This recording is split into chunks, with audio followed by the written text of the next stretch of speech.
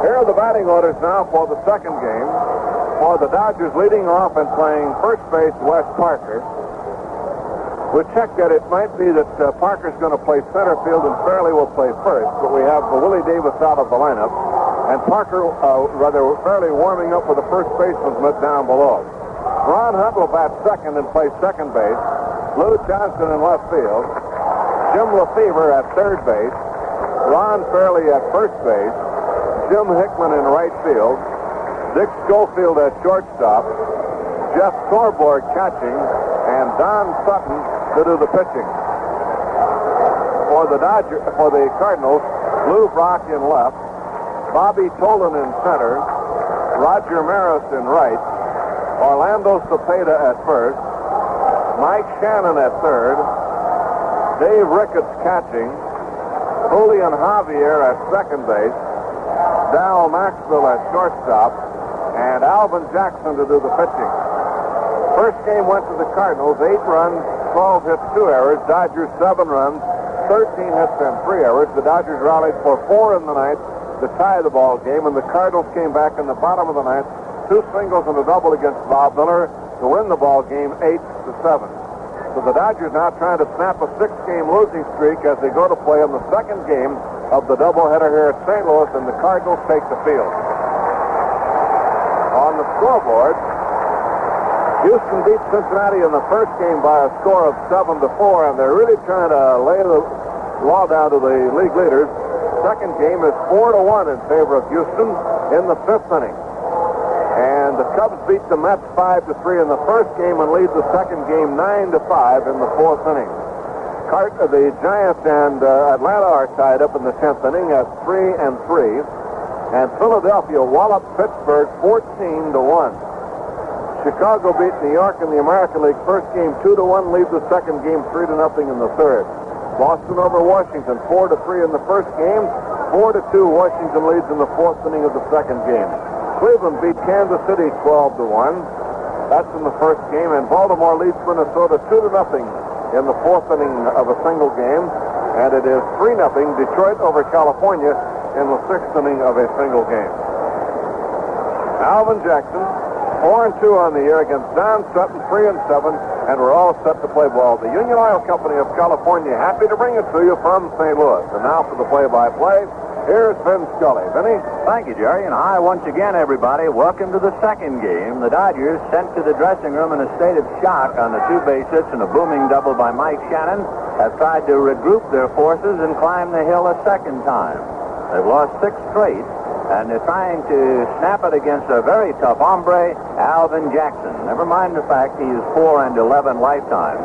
Jackson last year against the Dodgers was 2-2, and his earned run average was less than 1. It meant that he ran up against Koufax and lost a couple of heartbreakers, but he could easily have beaten the Dodgers 4 times without a loss last year.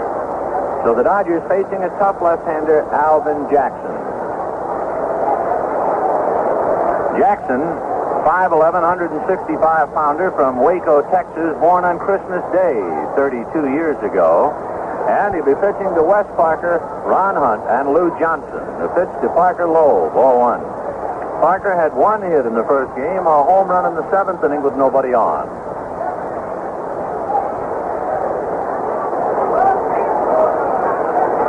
Jackson back to the plate, 1-0. Fastball sprayed foul off to the right of the plate, upstairs, second deck. 1-1. A big crowd. They saw a wild first game. And the Cardinals, with a penchant for winning those 1-run ball games, they won 11 of 16 by 1 run.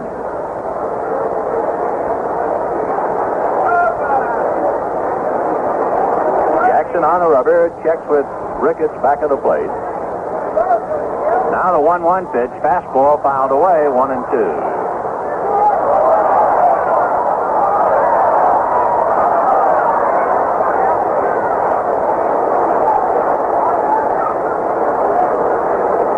To the count.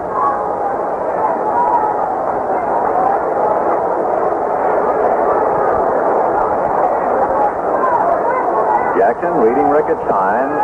Back he comes to Parker, and it's a tapper back to the mound. Jackson has it, turns and flips to first for the out. 1 away. Alvin Jackson is one of the fine all-around players in the league. Good pitcher, excellent fielder, fine base runner, and not a bad hitter. Ron Hunt, the batter. Hunt in the first game had 2 hits, went 2 for 5.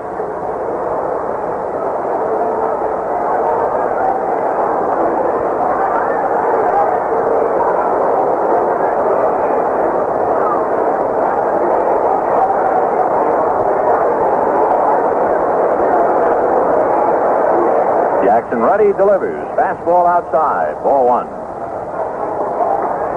1-0 to Ron Hunt.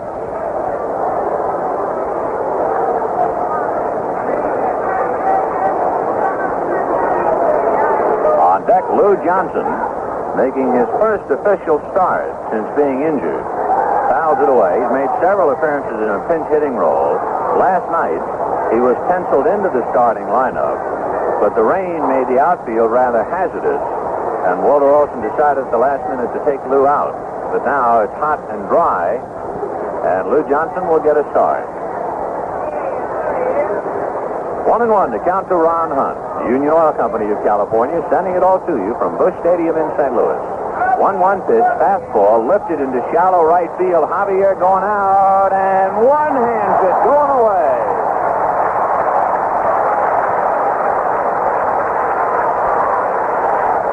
Gee, a fine play for Julian Javier to go out into right field and make an over-the-shoulder one-hand catch going away. 2 down in the first inning, and here is Lou Johnson. Johnson, appearing a couple of times as a pinch hitter in the road, homered in Atlanta, came up as a pinch hitter today and lined out to short. Lou batting .288. Jackson's first one is inside at the left hip. Ball 1, 1-0. So Lou Johnson back in the starting lineup for the first time since April the 27th, when he broke his leg against Atlanta at Dodger Stadium, actually the ankle. 1-0 pitch on the way. Fastball, a bouncer, back to the pitcher, a leaping catch by Jackson to throw him out. I'll say he's a good fielding pitcher, and the Dodgers are out 1-2-3. The end of half an inning, Dodgers nothing, Cardinals coming up.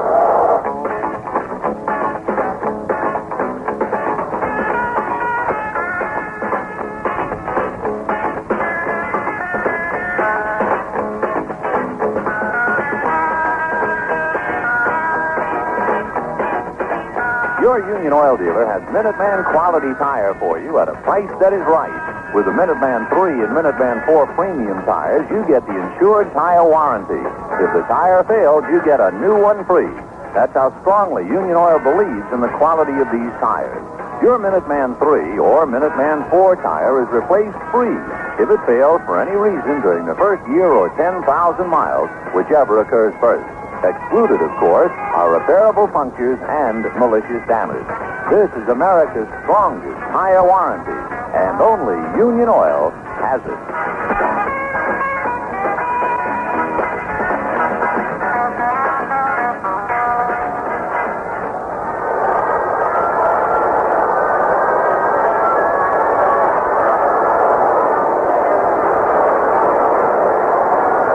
The first inning, the Cardinals with Brock, Poland, and Maris, and the Dodgers with Don Sutton tuning up to Jeff Torborg.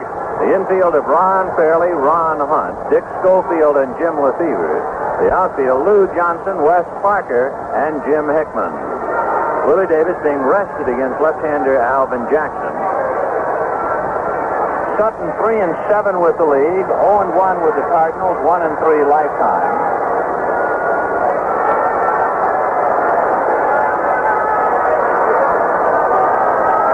Sutton lost to the Cardinals in April 13-4. He lost his last start at Atlanta in a game that wound up 13-5. His last victory, a complete game win over the Pirates, June 3rd. Final score, Atlanta came up with a run in the 10th inning and beat San Francisco 4-3. The winning pitcher, Denny LeMaster, he is 7-1. The losing pitcher, Juan Marichal, he is 9-5. Both pitchers went all the way in that game. Lou Brock fouls one out of play, 0-1. For the Braves, 4 runs, 10 hits, 2 errors. For the Giants, 3 runs, 8 hits, 2 errors. Before 37,000.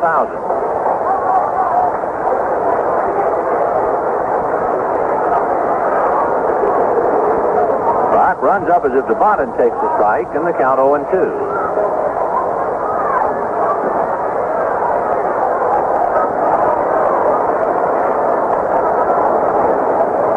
Deck, Bobby Tolan.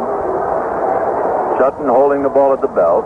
Now into his windup and the strike 2 pitch. Breaking ball fouled away off to the left. Back into the seats, out of play.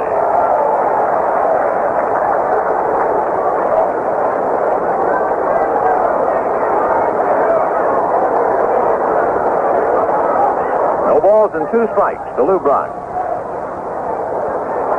Sutton scraping the dirt off his cleats. Now looks in to get a shine. Nods yes and into his windup.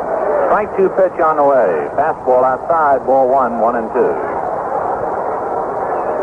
The Dodgers have now lost 6 in a row, and they look to Sutton to break it. And they're not sure whether Don Drysdale will be able to answer the bell on Tuesday. The pitch to Brock outside. Don, in running in the outfield last night with several pitchers, was stepped on, and the little toe on his left foot badly bruised and swollen, and they just don't know yet whether he'll be able to pitch on Tuesday. 2-2 pitch outside, ball 3.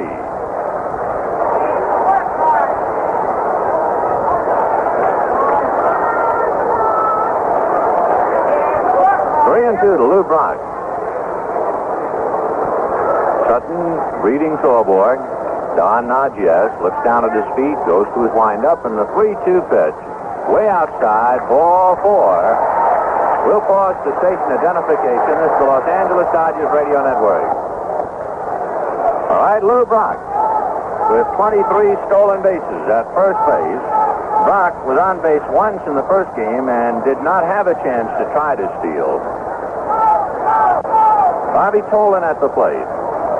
Tolan had a single and a double in the first game. Sutton checking Brock and decides you better drive him back.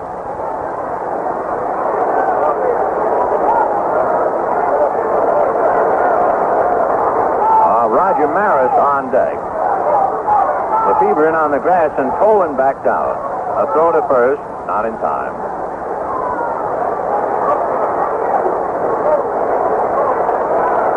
Cardinals won the first ball game 8-7.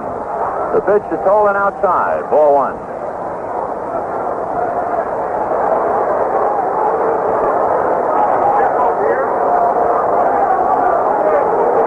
1-0 to Bobby Tolan.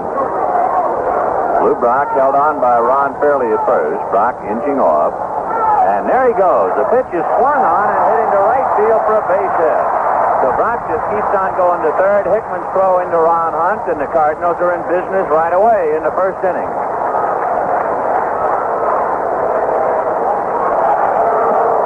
For Bobby Tolan, a solid base hit to right to go with his 2 hits in the first game.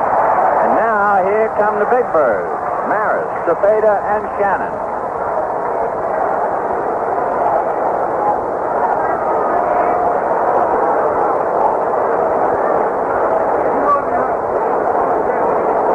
Roger Maris, in the first game, had 3 singles and a walk. So he got on base 4 out of 5 times, went 3 for 4, and scored the winning run from second base on the booming double by Mike Shannon, who came within a couple of feet of hitting a home run. Curve is low. Ball 1, 1-0.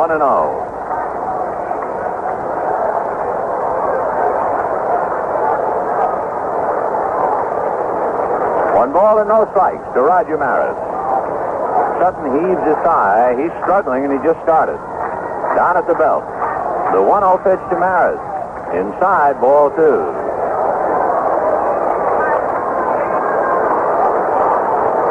Maris has a look at Joe Schultz coaching at third. Dick Sisler at first. Lou Brock down the line from third. Bobby Tolan from first. So they got the track team out there. Sutton at the belt. Throws to first. Tolan back to the bag. Tolan and and Brock are roommates. The two youngsters are well known in the St. Louis area for their efforts for behalf of some poor youngsters here in St. Louis. Maris hits a high foul back of the plate, and this one will go out of play. Last winter, Lou Brock went to a banquet to receive an award from a boys' club, and he realized that the boys' club was really hurting. He had no equipment. The kids were scratching just to get anything at all in order to play some kind of a game called baseball. And Brock became deeply involved with them. And the membership of the boys' club, since Brock gave them the spirit and drive of his youth, gone from 80 to 300. And Brock and young Bob Tolan are now doing some worthwhile work off the field. 2-1 pitch. There goes Tolan. The pitch outside a bluff by Torborg. No play. There wasn't a thing he could do with it, not with that speed. So Tolan steals second base without a play. So Tolan is 4 out of 5. First base open, 3-1 to count to Maris. So Sutton is on the ropes here right after the bell for the first round. Don behind to Roger Maris, 3-1. Into his windup and the 3-1 pitch. Low, it loads him up, nobody out, and Cepeda the batter.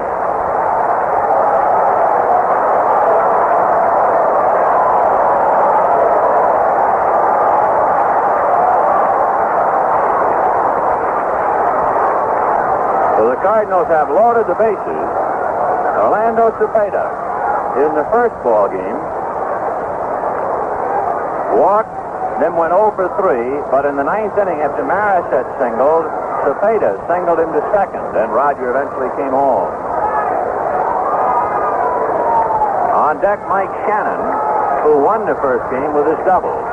No one in the Dodger bullpen. Everybody else in the dugout. It'll be up to Sutton for a while. There's no one even sitting in this bullpen. Sutton into his windup. Don ready and delivers, and it's a ground foul outside of third. Brock at third, Tolan at second, Maris at first, nobody out. The Dodgers in the first game used Singer, Karanowski, Egan, and Miller.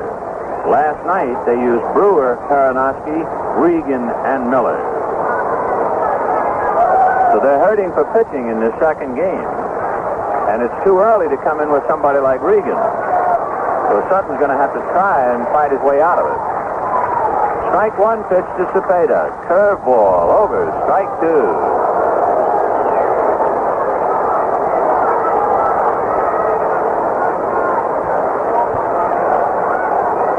0-2 to Cepeda. Cardinals won the first ball game 8-7, and now in the first inning they've loaded the bases with nobody out. Sutton turns his back for a moment. Now Don checking with Torborg.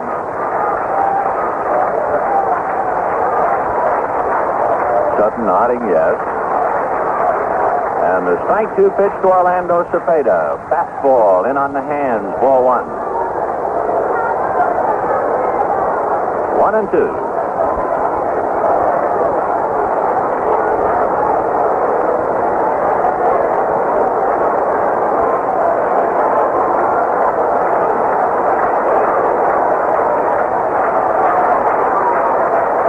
Sutton getting his signs. Runners take their leads, and Cepeda backed out.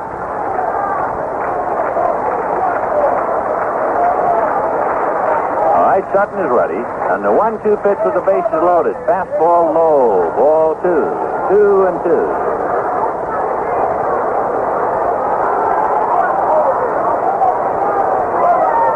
So the Cardinals getting well in a hurry after losing 3 straight from Houston, trying to sweep a series from the Dodgers.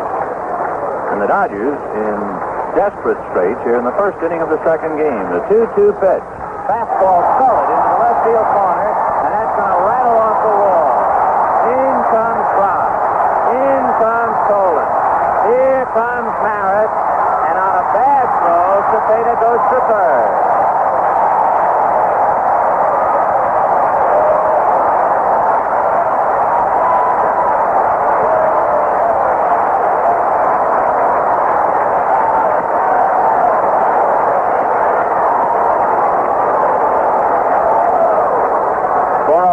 Cepeda. He doubled home 3, takes third on a high throw that sailed over the plate. Sutton had backed up. And so the Cardinals are leading 3-0, and the chairs in the stadium aren't really warm for the second game. The Dodgers, I think that Cepeda had missed a bag, or at least one of the runners did. First they thought that someone missed second base. Now they're going to make a play at third. Sutton throws over to third, steps on the bag, does Lefevre, and they get the arms outspread by Billy Williams.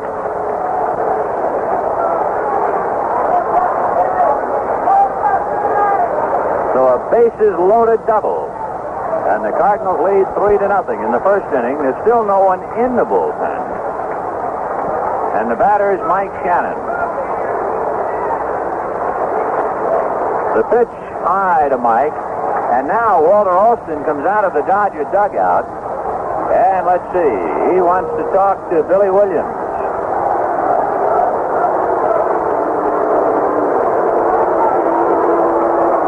It appeared from up here that after Cepeda had doubled, when the 3 runs were in, Ron Hunt had asked for the ball at second base.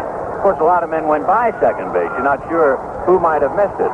But then they made the appeal to third base. They threw to third, and the sign was safe by Billy Williams. But now Alston comes out and argues with the third base umpire.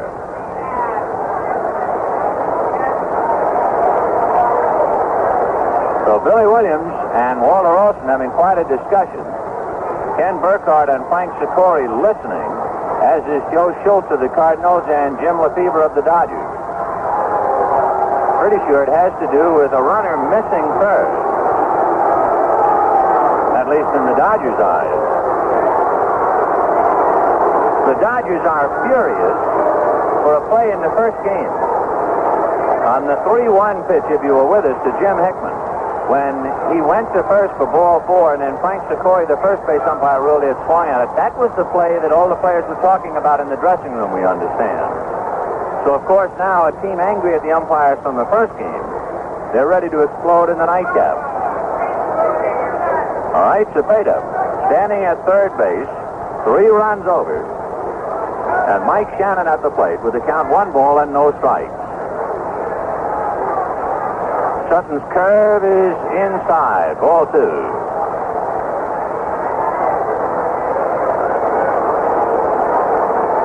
So the Cardinals trying to sweep.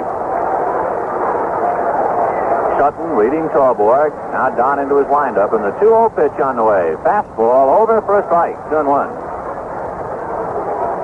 Houston leading Cincinnati 4-1 in the 6th inning, and the Astros won the first game 7-4. And suddenly now the Dodgers are hearing noises over their shoulders because the Astros are moving up from behind. Here's the 2-1 pitch. Fastball whacked foul, and that almost took the heels off Joe Schultz. 2-2.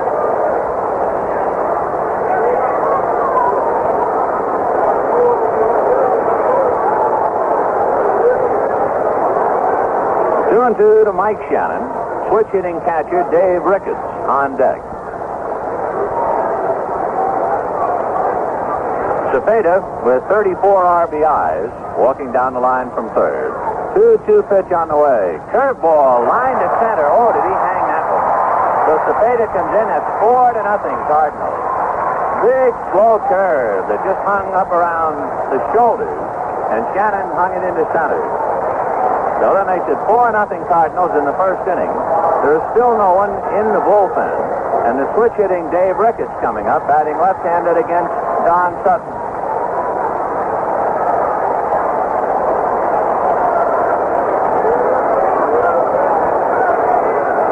So Shannon, who drove in 1 run to win the first game, drives in another to open up the second game. And here is Ricketts.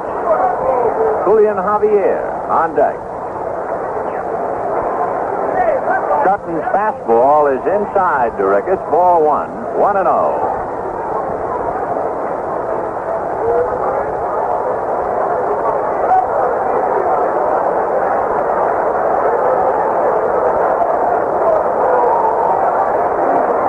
Pitch on the way. It's a ground ball to Hunt. He's in the hole to plug it up. He goes to Schofield. Back to Fairley for the double play.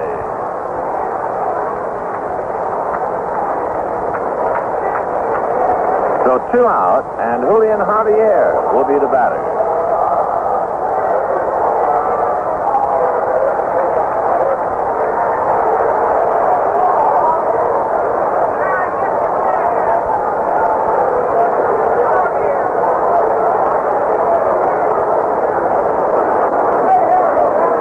Javier at the plate.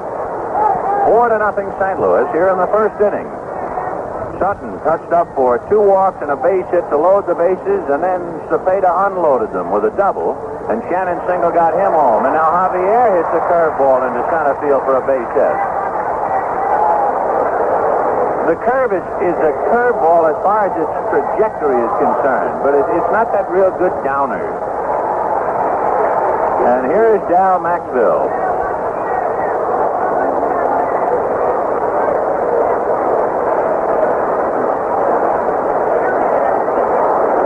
Maxville going all the way at short today after Eddie Bressu had played a couple of games.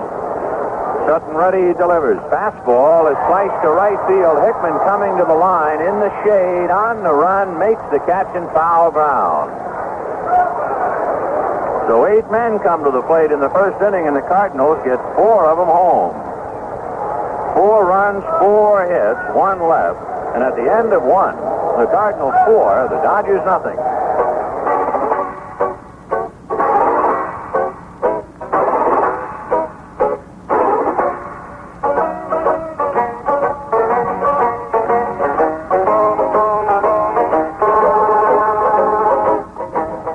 Royal 76 gasoline is powerful enough to make a difference. Let me explain that difference. Union Oil blends 8 powerful fuels at the refinery in a precisely balanced blend to create Royal 76 Premium. An unbalanced blend just can't do the job. Won't give you the starting power, the getaway power, the mileage of Royal 76. In a series of tests, Royal 76 proved it can outperform and outdistance unbalanced gasoline. Try Royal 76. It's powerful enough to make a difference.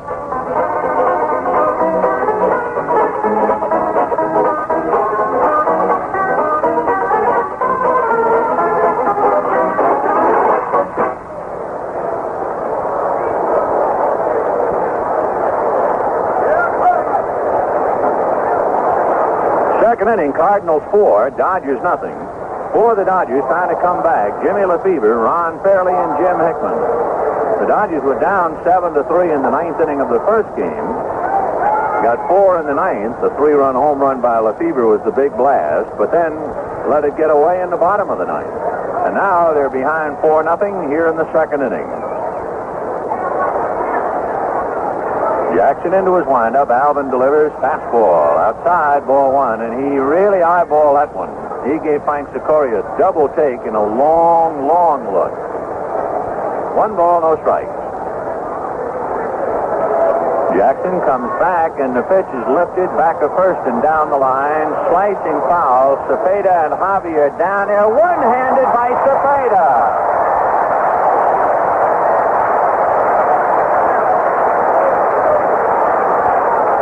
That's the second fine play on a twisting pop fly made by the Cardinals. Javier made one on Hunt. And now Cepeda makes one on Lefebvre, and Ron Fairley coming out.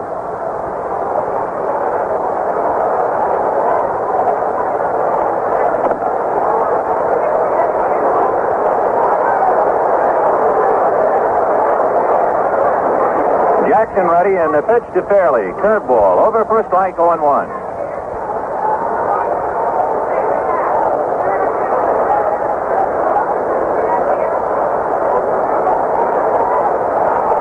The strike 1 pitch to Ron Fairley is a high fly ball into straightaway center. Bobby Tolan, sunglasses down, under it, and makes the second out. 2 down, Jim Hickman coming up.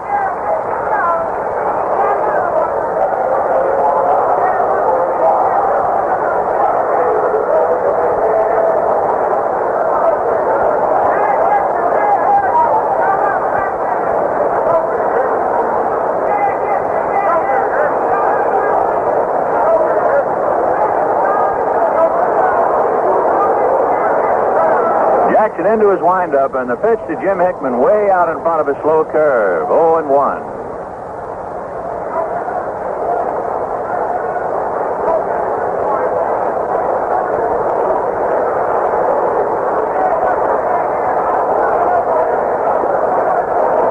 The pitch to Jim Hickman down and away. 1 ball, 1 strike. 2 out here in the second inning. The Cardinals winning the first game 8-7, leading in the second game 4-0 here in the second inning. Jackson into his windup, and the 1-1 pitch fastball rolled to third. Shannon backs up, gloves it at his eyes, throws in the dirt, and Cepeda can't come up with it, and Hickman is aboard.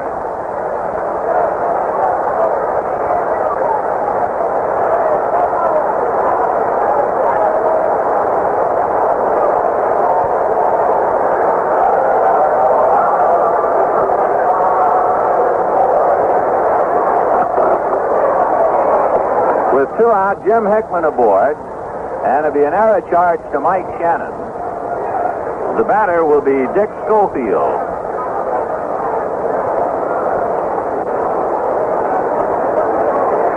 Schofield, starting at shortstop in the first game, had 2 hits and a walk. Jackson delivers, and it's a hit foul in the air off first base. Cepeda comes over, but no play. 0-1 to count. On deck, Jeff Torborg. Cardinal 4 runs, 4 hits, and 1 error. The Dodgers no runs, no hits here in the second.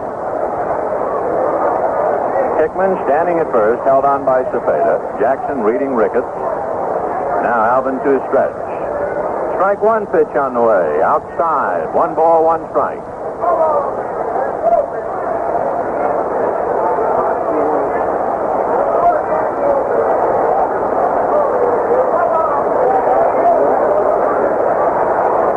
Jackson at the belt, 1-1 pitch. Fastball, pop foul again, out of play. 1-2.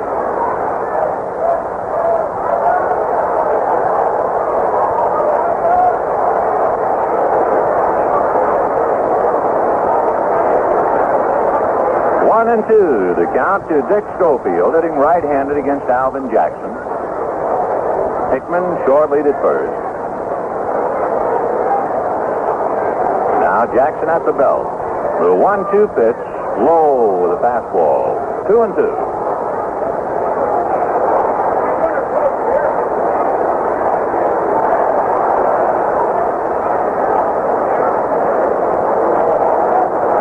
Ricketts trying to set a target. Jackson picks off the sign that he wants, and the 2-2 pitch is taken outside. Ball 3. So Alvin Jackson has gone all the way to Schofield, and with 2 out, Hickman ready to go.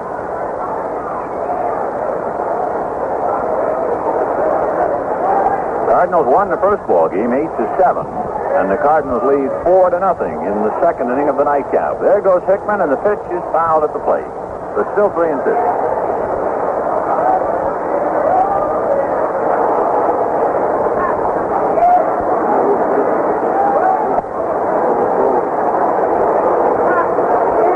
Count.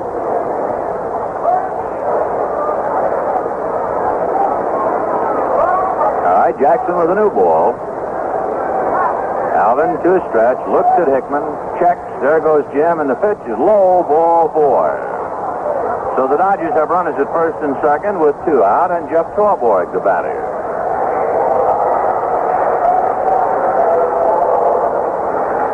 Torborg finished up behind the plate in the first game and singled in that wild 9th inning.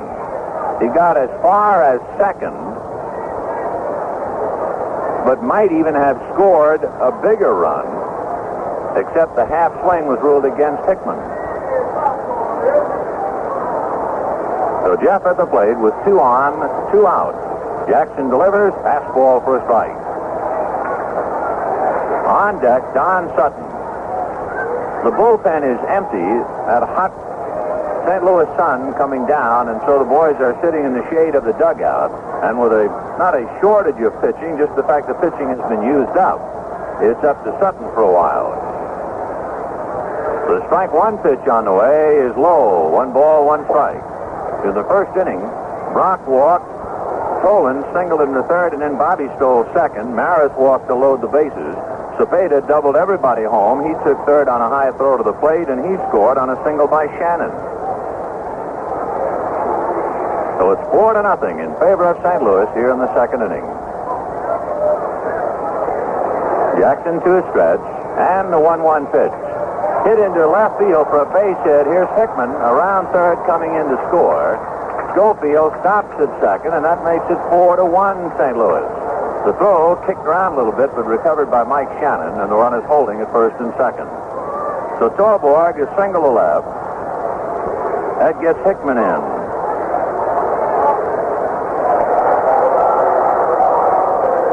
Now Don Sutton, the batter.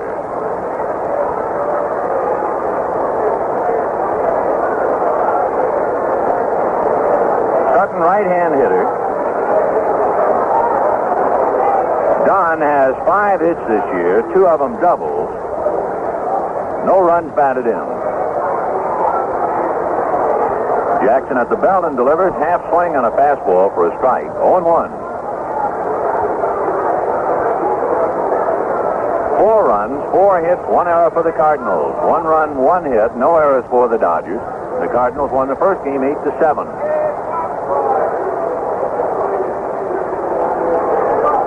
Jackson at the belt. Left-hander works the plate. Curveball lifted back to first and down the line. That might be trouble if it stays fair, and it drops foul by a foot. That would have got 2 home, but it's just a foul ball.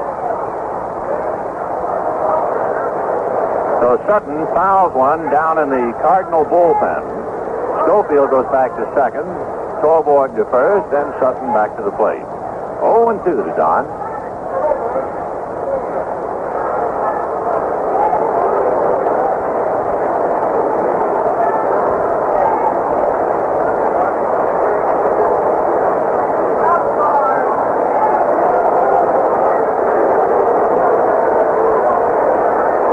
Right-hand hitter back up to the plate.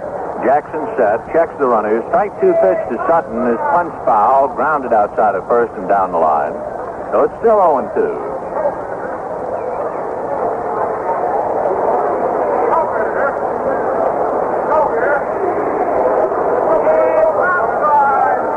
In favor of the Cardinals here in the second inning.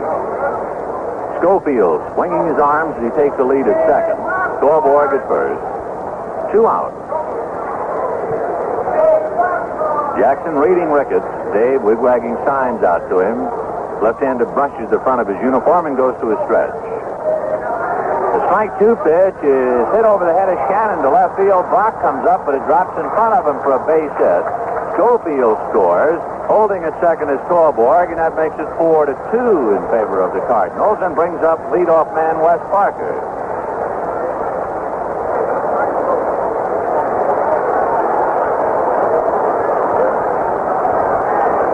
Parker hit back to the box in the first inning, 0 for 1. So the Dodgers cut the Cardinal lead in half.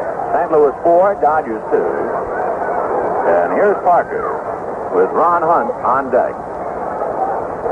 Jackson ready, delivers, and it's fouled away, 0-1. Parker looked like he might have been trying to go to right field. 0-1.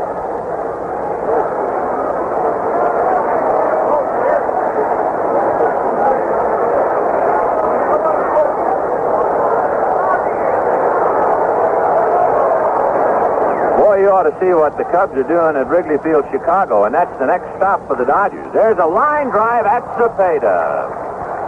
So Parker hits a bullet at the first baseman, and that's that. At Wrigley Field, Chicago, in the second game of a doubleheader, in 6 innings, the Cubs have hit 6 home runs. They're leading the Mets 12-5. And adding up more home runs, it's at least 16-5 in favor of the Cubs. They beat the Mets in the first game, and that's our next stop. All right, the Dodgers get 2 runs on 2 hits and an error, leave 2 at the end of an inning and a half, 4-2 St. Louis, and here's Jerry. Now let's announce those cash winners. Cash winning answers again on 76 Big Money Baseball. So get your Reuters cards ready. For $1, here's question number 1. The big Yankee Stadium is 460 feet in dead center. But how many feet does it measure down the right field foul line? The answer, 296 feet. Here's question number 2 for $5.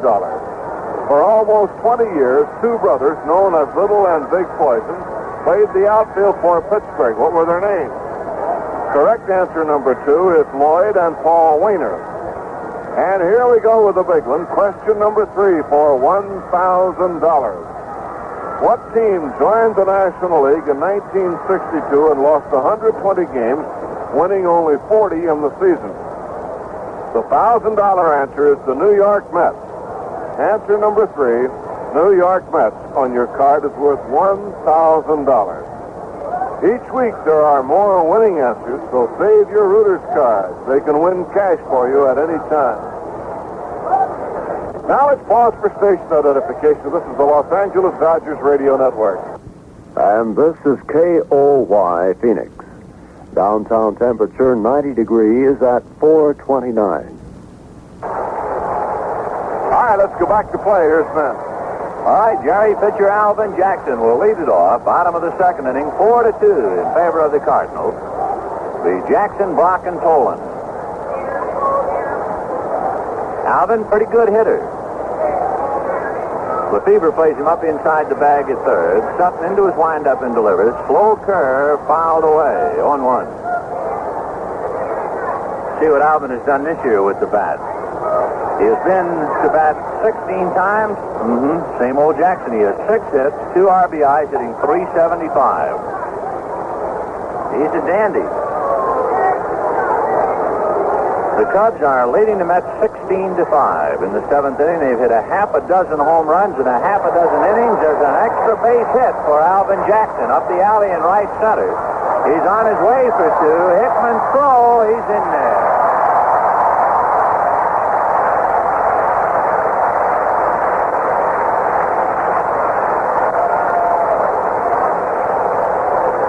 Alvin Jackson doubles up the alley in right center, and with nobody out, Brock, Tolan, and Maris. 4 runs and 5 hits for the Cardinals. We're in the 2nd inning. Ron Paranowski, Carol Berenger, the pitching coach, they get up and move around in the Dodger dugout, but no one has gone to the bullpen yet. Now, a group of fellows begin to stir, and Berenger takes the ball bag, and he and Paranowski and Johnny Roseborough go out of the dugout and go walking down towards the bullpen. So Sutton has just given up a double to Alvin Jackson, and here's Lou Brock. Down at the belt, ready and delivers. Fastball outside, ball 1, 1-0. Boy, it must be particularly discouraging for a youngster who starts out the sensation of the league last year, wins 12, then has arm trouble, winds up 12-12, and just can't find it at this stage of the following season. The 1-0 pitch to Brock, fastball swung on and missed, 1-1. And of course, also having all this trouble when he wanted a big year, and he'd be getting married in the fall. So there's a troubled young right-hander standing out there in the mound. Down in the bullpen, Ron Paranowski begins to loosen up. 1-1 to Lou Brock. Sutton at the belt, looks at Jackson. Back he comes. Fastball popped in the air on the right side. Fairly in the shadows. Comes over under it now and makes the catch for the first out. His curveball, which was his money pitch last year, has been the pitch that has really given him a bad time. And even Koufax had a lot of trouble out there with just one pitch. Here's Bob Tolan. Tolan singled to right in the first inning, stole second, and scored. He's had a big day. He's had a big week since he took over for the injured Kurt Flood. Flood pulled a hamstring, and Tolan has jumped in there without losing a beat. Curveball in at the knees for a strike, 0-1. Paranowski has stopped throwing now in the Dodger bullpen.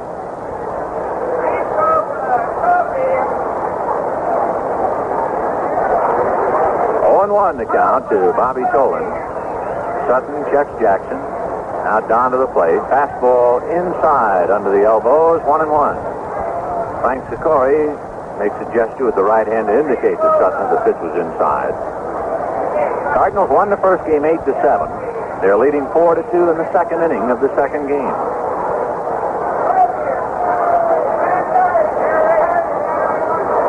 1-1 pitch on the way. Change high. Ball 2, 2-1.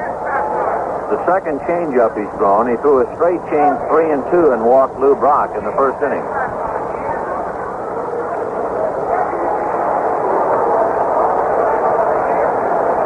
Don straddling the rubber now plants the right foot.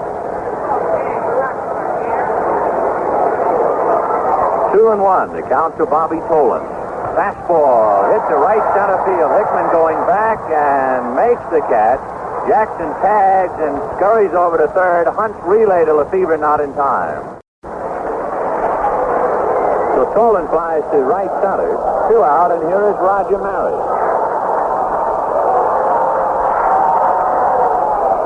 Roger Maris has helped to beat Bob Miller 2 days running. His home run last night, and then his leadoff single in the bottom of the ninth of the first game today.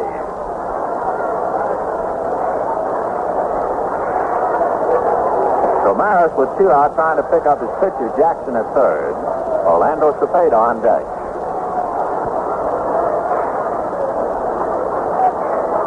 Sutton looks at third, now to his windup. Don ready and delivers. Fastball hit under it and popped it up on the right side. In foul ground goes Fairley. He's got a room and a play, and he makes the catch for the out. So Maris fouls to Fairley. For the Cardinals, no runs ahead, a man left at third, and at the end of 2, Cardinals 4. Say, many motorists are not mechanically minded. They entrust the care of their car to someone they feel they can rely upon. Now, if you are knowledgeable about automobiles, why, you'll be the first to appreciate the thorough service you get with Union Oil 76 Auto Care. For only about $1 more than an ordinary lube job, you can buy peace of mind with 76 Auto Care. Along with a careful lubrication, trained experts check your radiators, fan belt, mufflers, steering mechanism, tires. In fact, 35 points in all that are necessary to the proper operation of your car. The work is certified to you in writing, and only Minutemen who have passed rigid tests in Union Oil 76 Auto Care Service are allowed to work on your car. So turn your car over to a real pro the next time you want it checked and lubed. Drive into your Union Oil station that displays the sign that reads 76 Auto Care, a certified service. 4 runs, 5 hits, 1 error for the Cardinals, 2 runs, 2 hits, no errors for the Dodgers as we go to the third inning. The Union Oil Company of California, happy to pay you a Sunday visit, and for more play-by-play, here's Jerry Dogger. All right, Vinny, now Alvin Jackson, who was a base runner, is now on the mound warming up as the Dodgers start off with Hunt, Johnson, and Lefebvre. The Dodgers got 2 in the second, and the last foul was a line drive by Parker right at Cepeda, and that came with a couple men on. So now Ron Hunt will come up. Ron batting .286. He had 2 for 5 in the first game of the doubleheader. And the little left-hander, Alvin Jackson, ready to work. The Dodgers 2 runs were on her, and they followed an error in the walk, then with 2 singles. The Cardinals picked up 4 on 4 hits. The attendance today is 43,159. The third largest crowd of the season here at St. Louis. All right, ready to go, Alvin Jackson. And the first thing we'll do is have Sikori check the baseball, and he puts a new one to play. The shadows now are creeping across the diamond. First base in the shade, catcher's area, and, of course, home plate in the shade. And the line is almost to the pitcher's mound. So the shadows, as the sun begins to go down, it's 25 minutes to 6 here in St. Louis. Ron Hunt stepping up. The Dodgers down by 2. Here's the wind-up man. The pitch by Jackson. Fastball low, 1 ball and no strike. At the moment, Jackson is in the sun. The hitter is in the shade, so the ball's coming out of the sun to the batter. And it might be just a little tough to pick it up for a little while. In another inning or so, the pitcher's mound will be completely in shadows. Here's the wind-up man. The pitch to Hunt. Line drive base hit to left field, so the Dodgers are after Jackson again. He got the side out in the first inning, but they've been after him ever since that. Here's Lou Johnson coming up, tapped out to the pitcher first time up. Lou at bat. The Cardinals got 4 runs in the first inning off John Sutton, and the Dodgers, who came back with 4 runs in the 9th inning of the first game only to lose, are now trying to climb another 4-run obstacle. Johnson at bat. Hunt is on. Boy, Ron's had a good road trip with the bat. Johnson takes the strike on the outside part of the plate, 0-1.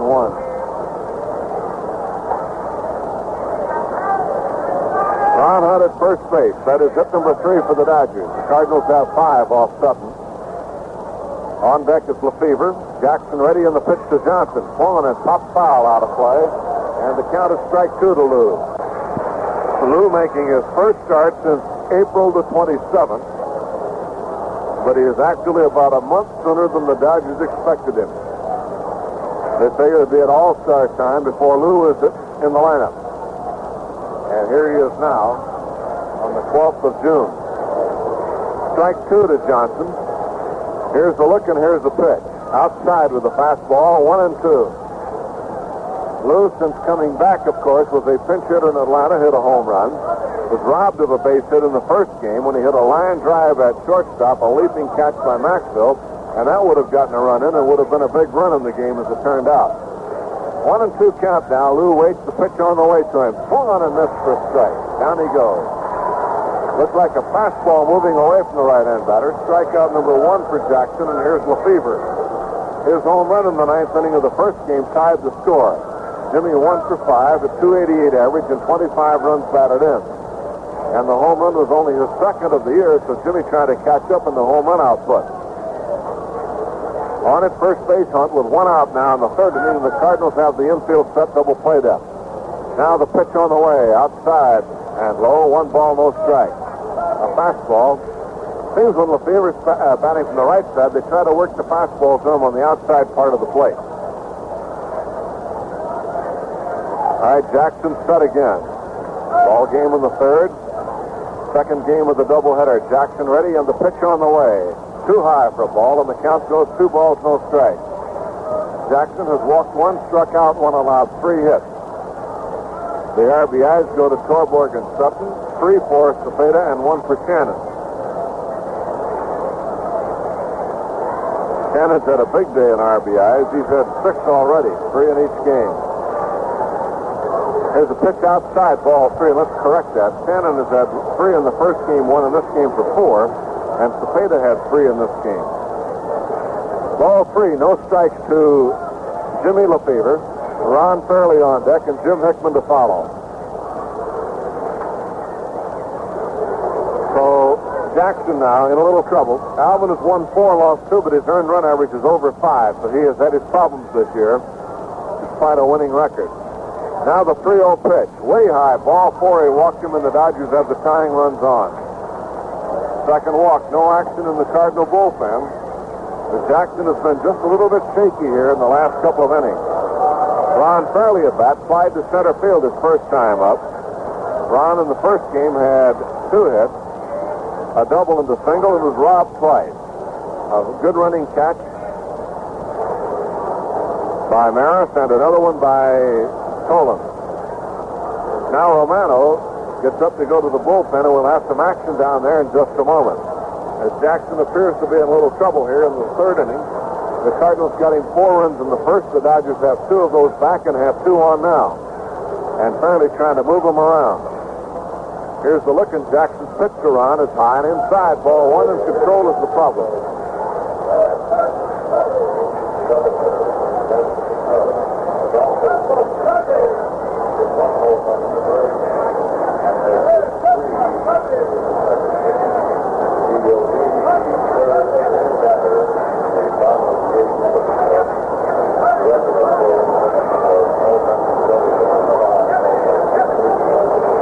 And a pop-up on the left side at third base. Shannon coming in now. Now the shortstop Maxwell gets in line on it and makes the catch for the out.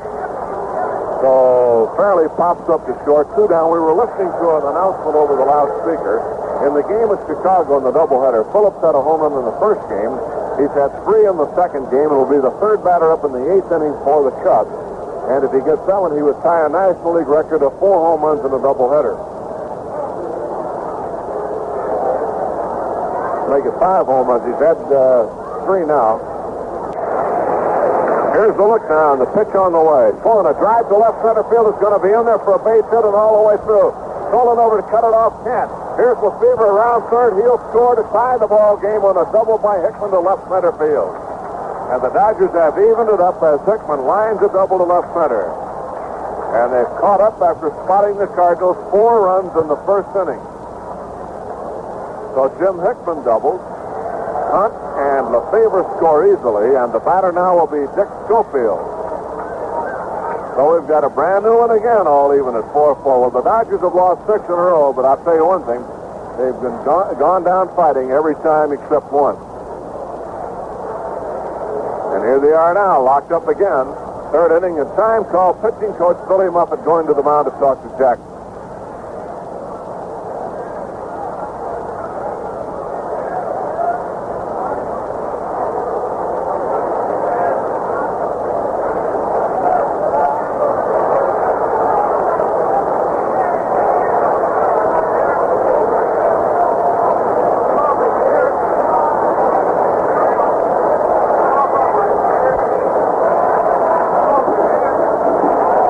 The mound is over now. Muffett coming back.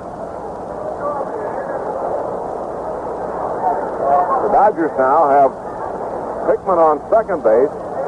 Dick Schofield the batter. Schofield in the first game had 2. In this game he has walked. Here's the look now, and the pitch on the way. A ground ball to third base. Up with it is Shannon, and he throws across it in time, and the side is retired. Schofield grounds out, but the Dodgers pick up 2 runs to get caught up. There were 2 hits, and 1 man left on. So the score at the end of 2.5 innings of play, Cardinals 4 and the Dodgers have 4. Okay?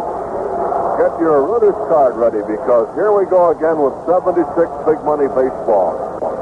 For $1, here's question number 1. The big Yankee Stadium is 460 feet in dead center. But how many feet does it measure down the right field line? The answer, 296 feet. Here's question number 2 for $5. For almost 20 years, 2 brothers known as Little and Big Poison played the outfield for Pittsburgh. What were their names? Correct answer number 2 is Lloyd and Paul Weiner. And here we go with the big one. Question number 3 for $1,000. What team joined the National League in 1962 and lost 120 games, winning only 40 in the season? The $1,000 answer is the New York Mets. Answer number 3, New York Mets on your card is worth $1,000. Each week there are more winning answers, so save your Reuters cards. They can win you cash at any time.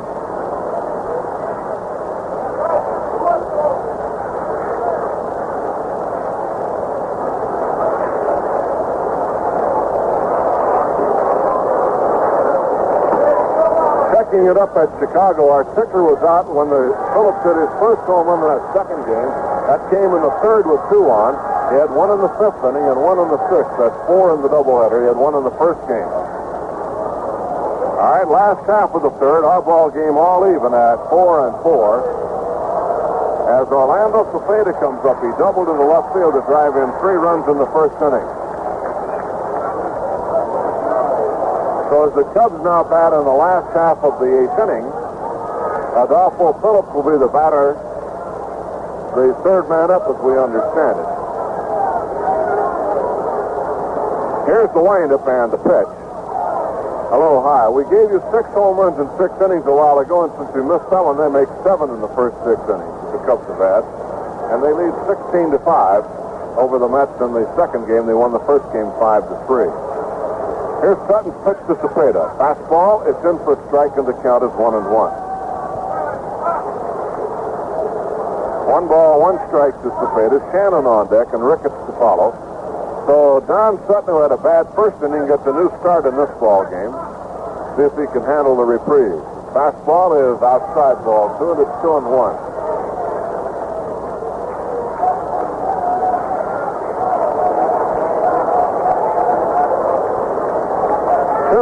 Is the count.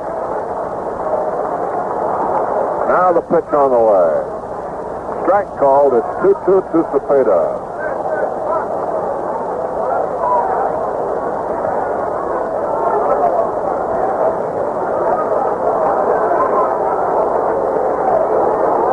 Sutton into the windup again, and the curveball is swung and popped foul out of play. Count 2-2 to Orlando Cepeda. Score tied 4-4. They're in the last half of the eighth inning at Cincinnati in the second game, and it is 4-2 in favor of Houston. And Houston won the first game 7-4. And as we told you, the Cubs beat New York in the first game 5-3. They're playing in the last half of the eighth inning with a score 16-5 in favor of Chicago. But the question now will be Adolfo Phillips. See if he'll hit another home run. There's a swing and a pop foul down the first baseline out of play. And it is still a 2-2 count. Atlanta beat San Francisco 4-3 in 10 innings. Philadelphia beat Pittsburgh 14-1.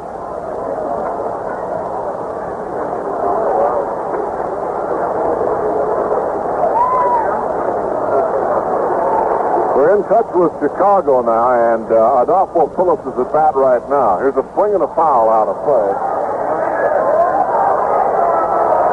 And the story goes kaput as Adolfo Phillips at bat right now hits a line drive single, and I doubt if he'll get the bat again because the Cubs have an 11-run lead, and Phillips lined it single.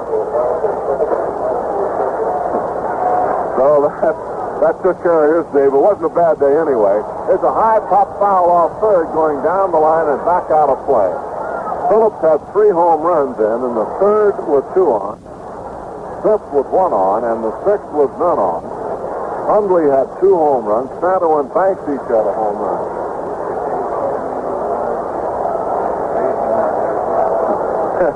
Then he was on the phone with the Chicago broadcasters, and one of the great home run hitters of all time relayed the message of the single, Ralph Kiner, broadcasting for the Mets. Okay. Here's the pitch on the way. Cepeda half swing, and he foul tipped it away.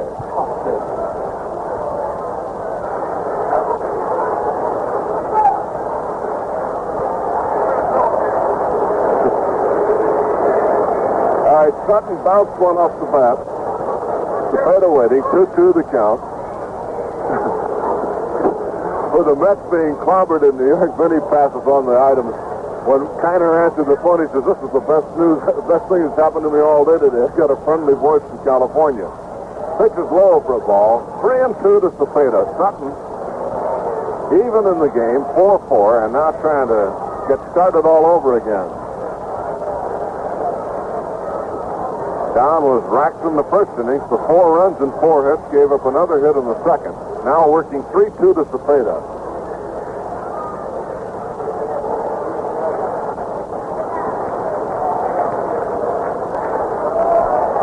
They're in the ninth inning at Cincinnati.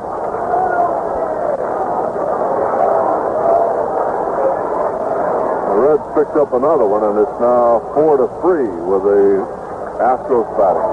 Here's ball 4, and Cepeda draws a walk.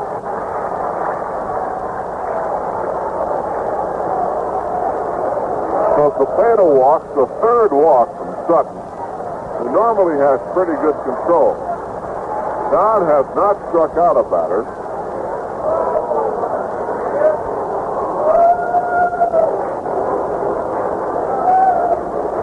He has walked 3, and now Mike Shannon is the batter. He singled a drive in a run in the first, drove in 3 runs in the first game. Pitch to Shannon.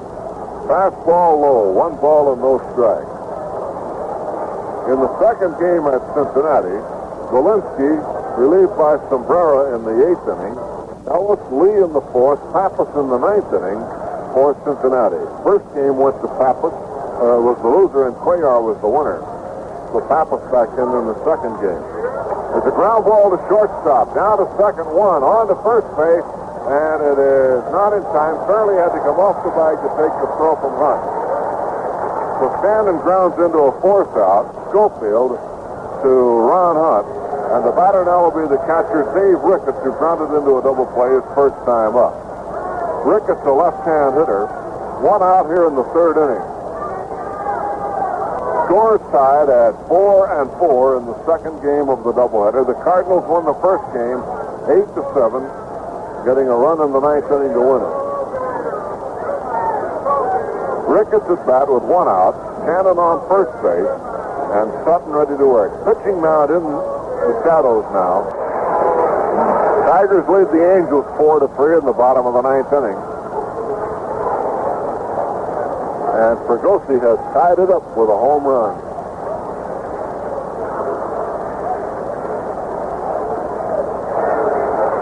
There's a swing and a drive hit the right center field and deep. Going for it, Parker over his head, going to the wall. Cannon's at third, around third, headed home, and he scores on a double by Ricketts to right center field.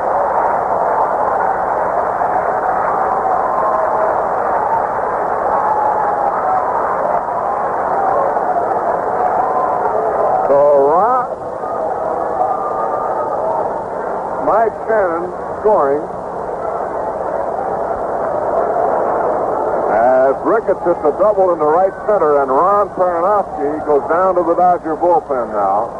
Don Sutton got behind by 4. The Dodgers caught up for him, and he couldn't hold it. Now he's behind again, and here's Javier, who singled his first time up. So Sutton is really struggling here today. He's won 3 and lost 7, so he's having quite a tough season so far. There's a foul right back up here, off to our right. Strike 1 to Javier. That is the 6th hit off Sutton, 3 doubles and 3 singles. Boy, that ball was hit hard and a long way into right center field by the catcher Dave Ricketts.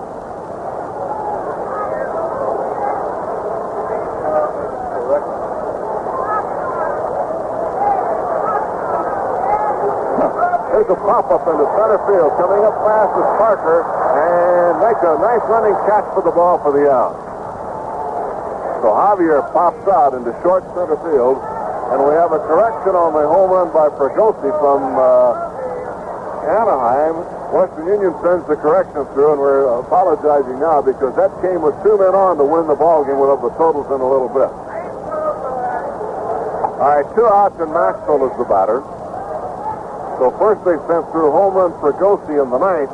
Then they sent home run Fregosi in the ninth, 2 on, corrected.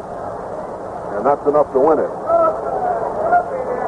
That should make it 6-4. That's the final score. Here's the pitch. Maxwell takes low, and it's ball 2. 2 balls, no strike. Serving Arizona, this is KOY Phoenix. It's 5:01.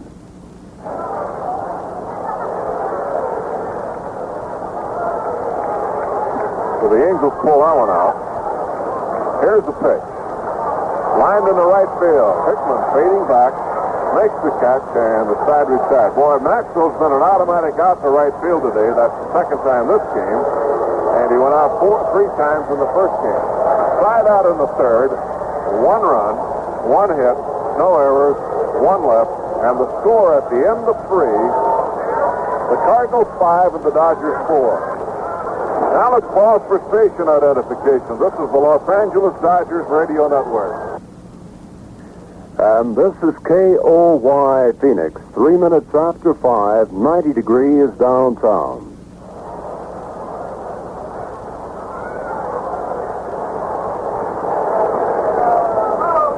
Okay, to the 4th inning for the Union Oil Company. More play back again to Vin Scully. Vinny? All right, Jerry. Alvin Jackson pitching to Jeff Torborg, Don Sutton, and Wes Parker. And the lights are being turned on here in St. Louis. There's plenty of sunshine in the outfield and shortstop and at the rim back of third. But home plate and the mound in shadows, and they need a little help in that area. Jackson ready and delivers, and the pitch to Torborg is low. Ball 1. 5-4 Cardinals, 4th inning of the second game. Jackson's 1-0 pitch on the way. Torborg takes a look. That's a strike. 1-1.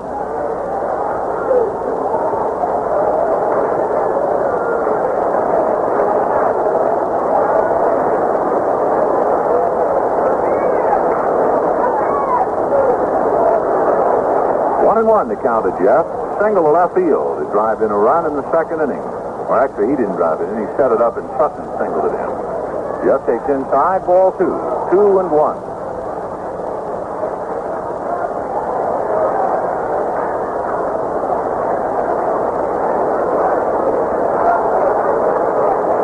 Alvin Jackson back with a curve and is fisted on the ground to third. Up with it is Mike Shannon to throw him out. The scoreboard jammed with a curveball and rolls to third. 1 out. That'll bring up Don Sutton, who's single to left. 1 for 1. The Dodgers fly to Chicago immediately after the ball game. It'll be a rather late arrival with this lengthy doubleheader, but they're off tomorrow. And then open up Tuesday with the Cubs. Chicago decimating the Mets today. 5-3 and 17-5 in the 9th inning. Don Sutton takes a strike, 0-1. Back comes Alvin Jackson with a fastball low. 1 ball, 1 strike. Jerry Grody has just hit a home run for the Mets in the 9th inning with 1 on. You know how many home runs it means have been hit in the National League today? 22. It seems like all of them at Chicago. The 1-1 pitch swung on and missed, strike 2. It's going to add up all the home runs in that doubleheader at Chicago. There have been 11 home runs hit in the doubleheader. That's not so much. Phillips hit 4. 1-2. Fastball, a comebacker. Jackson spears it, turns, and flips to Cepeda. So we have 2 out here in the 4th. And Wes Parker the batter. Parker hit back to the box, line to first. 0 for 2.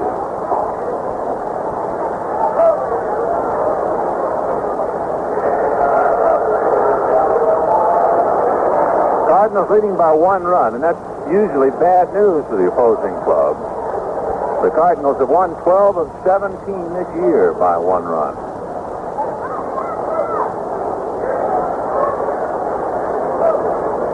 So Parker at the plate, Ron Hunt on deck. 2 out, 4th inning. Cardinals 5, Dodgers 4. The Union Oil Company of California spending Sunday with you.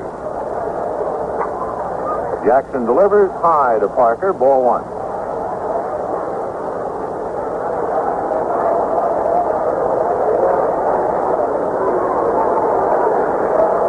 Jackson, left foot on the rubber, reading Dave Ricketts' signs. Now the 1-0 pitch on the way, swung on and missed, 1-1. The big game is in Cincinnati right now. They're in the bottom of the 9th inning. Houston 3 outs away from sweeping the league leaders. However, those 3 outs can be awfully tough to come by, particularly in Crosley Field. 1-1 pitch on the way. Parker strokes it to center, sinking at the feet of Bobby Tolan for a base hit. So Parker, a 2-out single to center, and the batter will be Ron Hunt. Houston beat Cincinnati 7-4 in the first game. Cuellar over Pappas. The second game, they're in the bottom of the 9th inning. Carol Pembera, that pencil-thin right-hander, relieved Valinsky. Pembera is pitching to the Reds. 4-3 Houston, bottom of the 9th.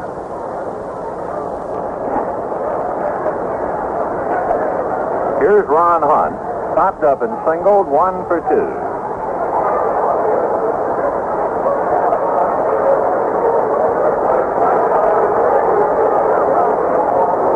Jackson at the bell, checks Parker, and the pitch to Hunt, taken inside, ball 1. 1-0.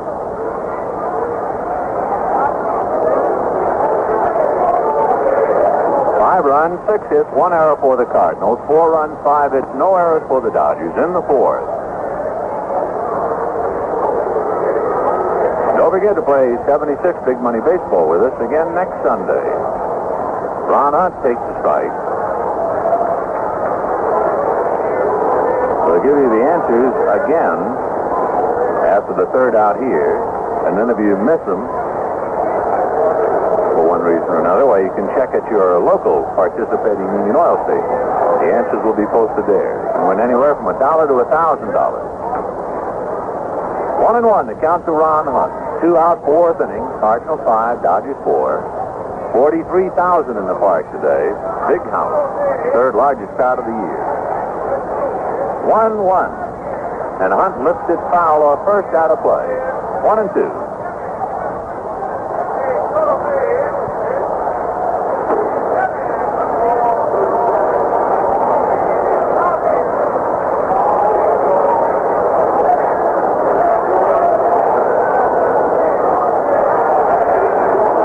Because of the rain last night, they just fell short of the 100,000 for the 3 days. And they would have had it easily had it not been for the tornado warning right at game time last night. 1-2 pitch on the way, low, ball 2, 2-2. So for the 3 days, they drew about 97,000 here. 2-2 the count to Ron Hunt. Parker at first, 2 out, fourth inning, 5-4 St. Louis.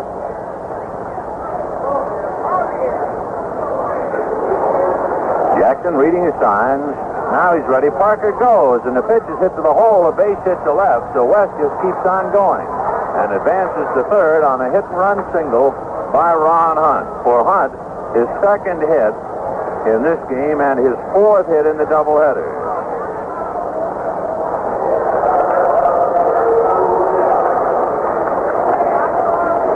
Well, Carol Sembera has been relieved by Dan Schneider in the 9th inning for Houston.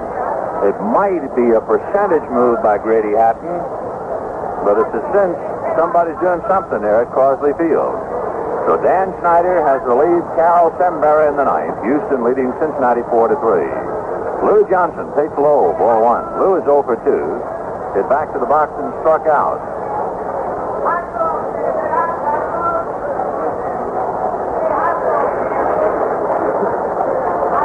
Bob Johnson has just hit a home run for the Mets in the 9th inning with the man aboard. The 1-0 pitch swung on and missed 1-1.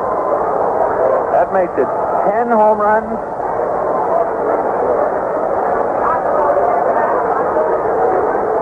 Count up. There have been 12 home runs in that doubleheader between the Mets and the Cubs, and this one is the 10th hit in the second game. Bob Johnson, a 2-run home run after Jerry. Yeah, I bet the wind must be blowing out. I mean, it's got to be going 100 miles an hour. The 1-1 pitch on the way. Grounded foul outside of third. 12 home runs in the doubleheader. 10 in one game. I guess we better dig around in the record book just to see how close that is. But we'll have to wait a while with all these scores pouring in. In fact, if we can... get the book, we'll just thumb through it. 1-2 to Lou Johnson. 2 out, 2 on, fourth inning. 5-4 Cardinals.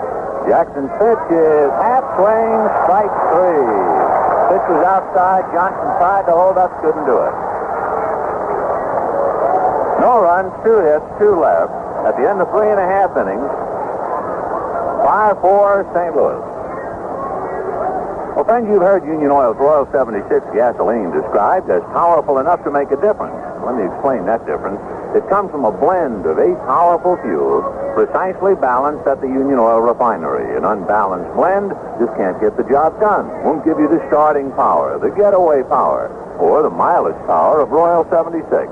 Yes, Royal 76 Premium is the most perfect blend for total performance that Union Oil has ever put together. Try Royal 76. It's powerful enough to make a difference. In case you missed the 76 Big Money Baseball winning answers earlier today, here they are again. Answer number 1 for $1, 296 feet. That's 296. Answer number 2 worth $5, Lloyd and Paul Waynard. Lloyd and Paul Waynard for $5. And the big $1,000 answer, number 3, the New York Mets. The New York Mets. Well, get more Reuters cards from your participating Union Oil dealer and be sure to save them. They could win you cash at a later date, even if you didn't have a winning answer today. Here's another big winner in Union Oil's Big Money Baseball, $1,000 in cash to Miss Antonia Moed of Panorama City.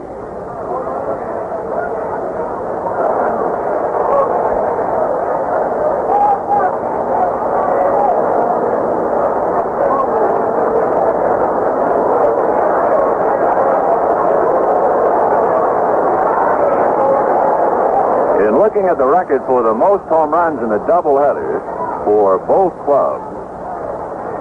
And there have been 12 hit at Wrigley Field, Chicago today. In the National League, 15. Imagine 15 home runs in a doubleheader. Guess where that game was played? You're right, Chicago. It involved the Milwaukee Braves with 9 and the Cubs with 6. American League record, 14 home runs in a doubleheader. That was at Philadelphia back in 1930 when they had that jackrabbit ball. In fact, May of 1930, that would be Little Baker Bowl.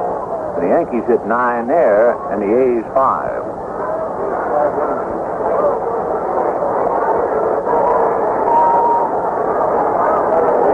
Strike one pitch on the way is outside, 1-1.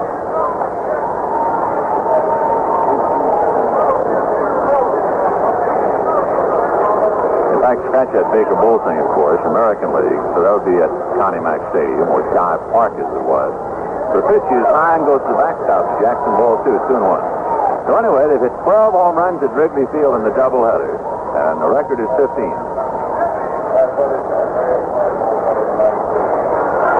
Would you believe that Don Pavletic has just hit a pinch hit, grand slam home run at Crosley Field, and the Reds get a split.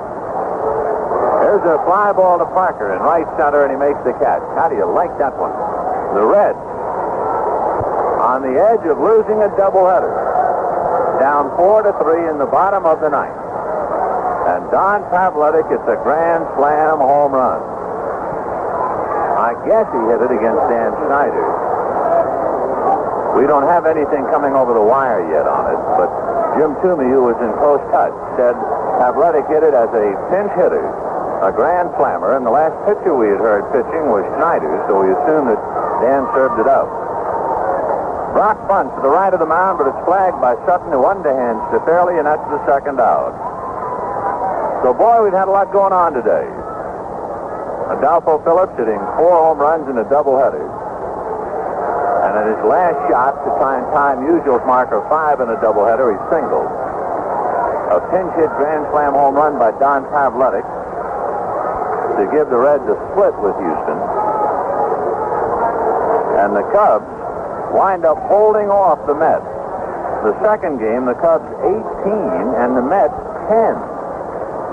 After the Cubs had won the first game 5-3. Winning pitcher Hartenstein, the losing pitcher Wilhite. The pitch to Bobby Tolan, over first right, 1-1. 2 down here in the 4th inning. 5-4 in favor of the Cardinals. The Cardinals won the first ball game 8-7. Sutton's slow curve is grounded back at first to Fairley, who whirls and flips to Sutton, covering for the out. So the Cardinals are out in the 4th at the end of 4, 5-4 St. Louis, and here's Jerry. The first half of today's game brought to you by the Union Oil Company of California, the company that brings you America's strongest tire warranty, the Insured Tire Warranty. The second half brought to you by Packard Bell, master craftsman of fine TV, color TV, and stereo, and to the Packard Bell dealers throughout the West. Get the mail order habit while the Dodgers are out here on the road. For the great homestand coming up, Reds, Braves, Cards, Giants, send your orders to the Dodgers, Box 100, Los Angeles 90051. Box seats 350, reserve seats 250. Add 25 cents to your check or money order for handling and mailing. If you want a block of tickets, 30 or more, send orders to Group Sales, Dodgers, Box 100, Los Angeles 90051. And remember to ask that the name of your group be put up on the Dodgers' famous message board. We're happy to give that added distinction to your party visit.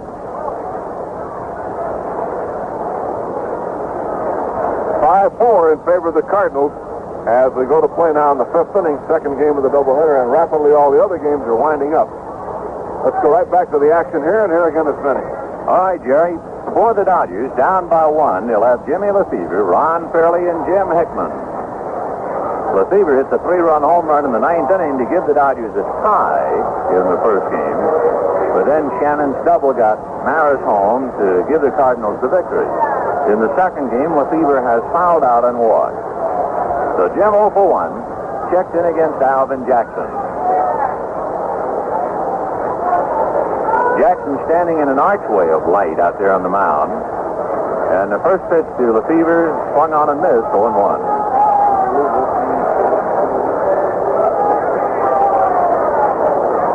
We have not received any report over Western Union as yet about Pavletic's Grand Slammer. We're going strictly by Jim Toomey's word. The pitch to Lefevre, slow curve, missed, 1-1. There might be a little pandemonium over there in Cincinnati, taking it a while to get on the wire. 1-1 to Jim Lefevre. You may take a look at the next one that misses, ball 2, 2-1. Phil Regan gets up in the Dodger bullpen and will begin to loosen up to Jimmy Campanis.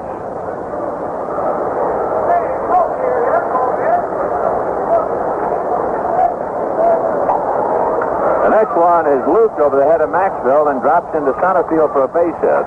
Bobby Tolan gets it back in, the 7th Dodger hit. And the batter will be Ron Fairley.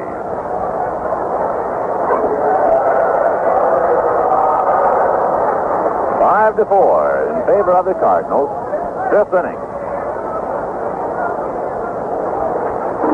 Fairley slides to center and pops to short. Washington beat the Red Sox 8-7 in the second game after Boston beat Washington 4-3 in the first game. There's a little looper short hop by Javier, who flips to first to get Fairley. Down to second base goes Lefevre. Boston that time scared Washington. It was 8-4 in favor of Washington, and the Red Sox got 3 in the ninth, but still fell short.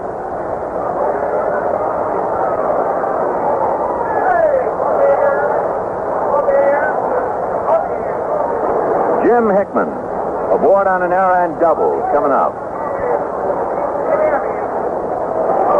Hickman, right-hand hitter, going in right field. Lefevre, the tying run at second base, waiting to be picked up with 1 out. Jackson on the rubber, set at the belt, and Alvin delivers, and it swung on and missed, 0-1.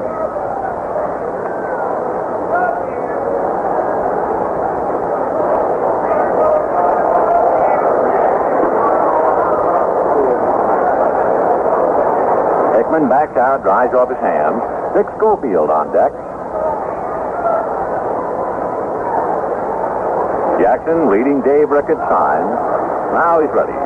Strike one pitch on the way. Just outside and low. 1 ball and 1 strike. Looks like Alvin turned that one over so that it acted somewhat like a screwball. 1-1 the count. Ron Willis loosening up, a right-hander in the Cardinal bullpen. The White Sox won a doubleheader from the Yankees, 2-1 and 3-2. The Yankees got 2 in the bottom of the ninth, but not enough. The pitch to the hitter Hickman is over for a strike, 1-2. The attendance for the doubleheader at New York with the Chicago White Sox, 63,373. 63,000. 1-2 the count to Jim Hickman. Jackson checking with Ricketts. Lefevre off second base, 1 out. Jackson at the belt, and the 1-2 pitch on the way is a one-hopper hit right at the third baseman. A bluff by Shannon to second, and he throws to first, and Cepeda just did stay on the bag in time. He came off it, but it was ruled that he was on it for that split second necessary. So Hickman out sharply to Shannon to Cepeda. Lefevre holding, and with 2 out, Dick Schofield the batter.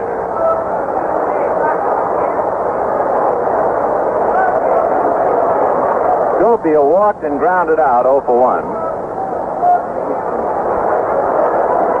Well, we get the report from Cincinnati that the Reds scored 5 times in the bottom of the ninth to beat Houston 8-4. They haven't yet told us that Pavletic hit a grand slammer. Crowd reacting. A fan sitting on the fence in center field, and plate umpire Sikori waved until the boy got back into the seat.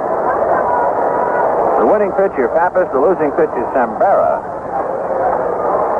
But that's an important thing to leave out, a pinch hit grand slam home run. Okay, here is Schofield for a strike, 0-1. It's like Jimmy Fregosi, when we got a home run in the ninth inning to tie, and then they sent a correction. No, he hit it with 2 men on to win it. So Schofield at the plate. 2 out, 5th inning, 5-4 Cardinals. Dick is walked and grounded out, 0 for 1. Pitch curveball is lifted foul back of the plate and into the lower deck.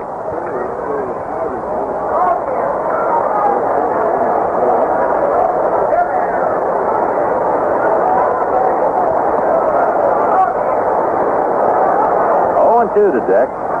Jeff Torborg waiting on deck. Second game at Kansas City is still very much alive.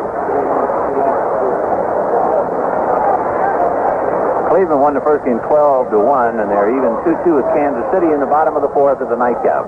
Milt Pappas split a doubleheader. He was the losing pitcher in the first game to Houston. He got the victory in the second game. Pitch to Schofield is outside. How close it was. Dave Ricketts almost rolled that ball back to the mound. 1-2 the count to Dick Schofield.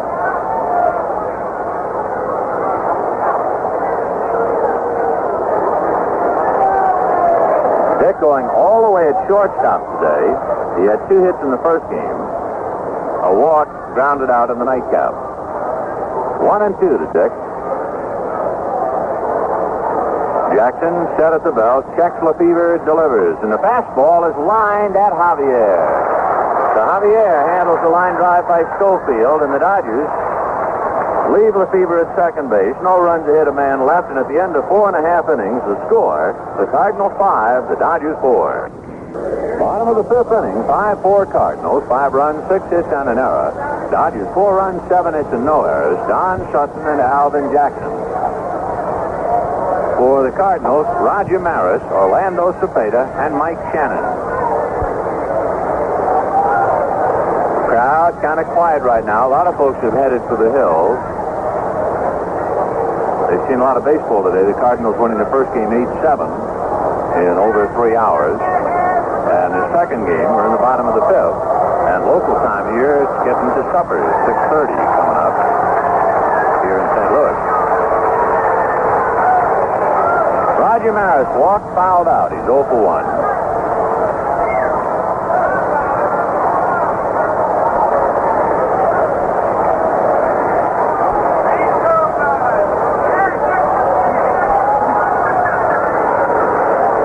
Don Sutton ready to go to work. Right-handed delivers. Maris takes a look, and the fastball is inside. Ball 1. 1-0. Cardinals scored 4 in the first. The Dodgers got him back with 2 in the second, 2 in the third. Maris fouls a pitch away. And then the Cardinals got a run in the bottom of the third to recapture the lead. 4-3. Now 5-4. Cardinals out in front. They won the first game 8-7. Dodgers trying to snap a 6-game losing streak. After winning the first game on the road trip, 4-2. Pitch to Roger Maris, low. 2-1 the count.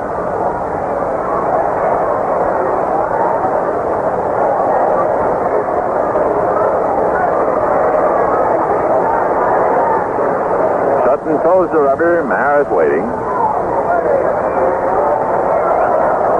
Now Don's 2-1 pitch to Maris. Fastball, pop foul, back of the plate and out of play.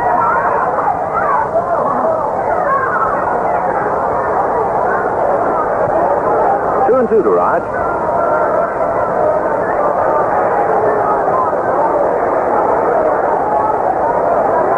Cepeda with a double and a walk on deck.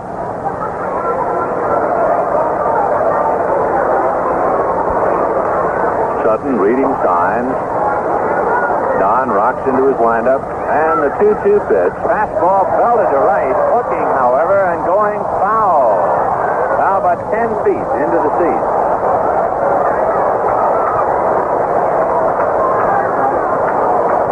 Pulled it too much. 2-2 to Rogers.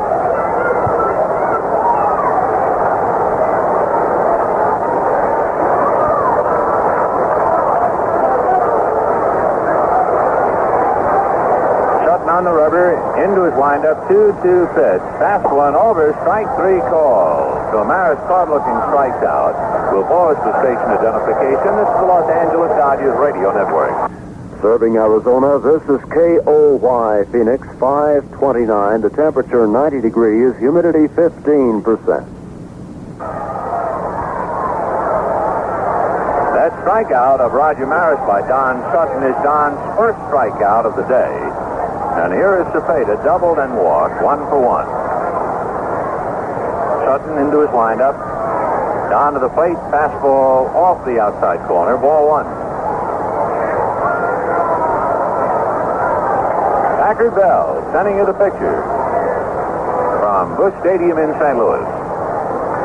Now the 1-0 pitch to Cepeda. Fastball hit off the end of the bat, foul to the right of the plate and going well back out of play in the second deck. 43,159 on hand today for the doubleheaders. And they might have had more. Trouble was, there's just bad weather all around this area that the weatherman was making dire predictions. And an awful lot of people, I'm sure, decided to stay home. And it turned out to be a beautiful day. The pitch outside, ball 2, 2-1. Last night they had 30,000, but they had tornado warnings all around town. In fact, there was a small tornado yesterday that was heading straight towards the ballpark. Fortunately, it veered off, but that's not going to help people make up their minds to come. There's a line drive up the alley in left center. Johnson chasing it to the wall. Cepeda goes into second base, standing with a long double. It's the third double for the Cardinals and the second double for Cepeda. And the batter will be Mike Shannon.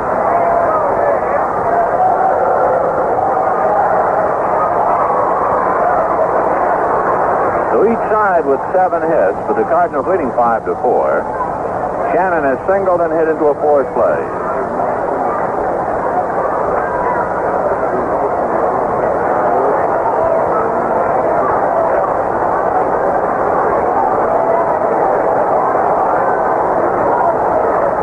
Mike Shannon, right-hand hitting third baseman, with Dave Ricketts, the switch-hitting catcher, on deck. Sutton comes to the plate. Fastball low and away. Ball 1. Don Sutton has 56 strikeouts in 87 innings. Last year, he struck out over 200. The 1-0 pitch on the way, low and outside, ball 2.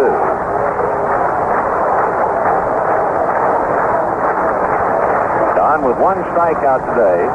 He was in a lot of trouble in the first inning, gave up 4 runs, but the Dodger hitters got him back in the game. Then he surrendered a run in the third to break the tie. Now he's trying to stay close. He is due to bat second when the Dodgers hit in the 6th, and Phil Regan throwing back of him. Young Don ready, looks at second, a 2-0 pitch, fastball, line drive, base hit to left. Charging it is Johnson. Here comes Cepeda. Here's Lou's throw to the plate, cut off by Lefevre, and they've got Shannon hung up. Lefevre to Fairley, Fairley to Hunt, Hunt chasing him back to Fairley, and Fairley tags him out. However, the run is long home, and it is 6-4 Cardinals. And for Shannon, his second hit and his second RBI. If you are keeping score, the rundown play went 7-5 to 3 to 4 to 3. 7-5, 3-4-3. All right, 2 down. And the batter, Dave Ricketts, who hit into a double play and doubled. He's 1 for 2. Switch hitter batting left-handed. Cardinals 6. Dodgers 4 in the 5th inning. Dick Egan joins Phil Regan. So the firm of Egan and Regan open for business down there in the Dodger bullpen. And the pitch to Dave Ricketts, down and away. Ball 1. 6-4 Cardinals in the 5th. The 1-0 pitch on the way. Fastball fouled away. 1-1.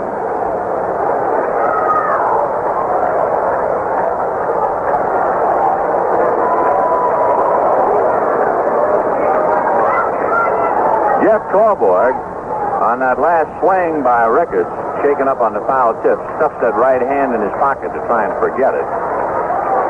1-1 to count. The Reds winning a big second game. They were on the ropes, but they beat the Astros to get a split.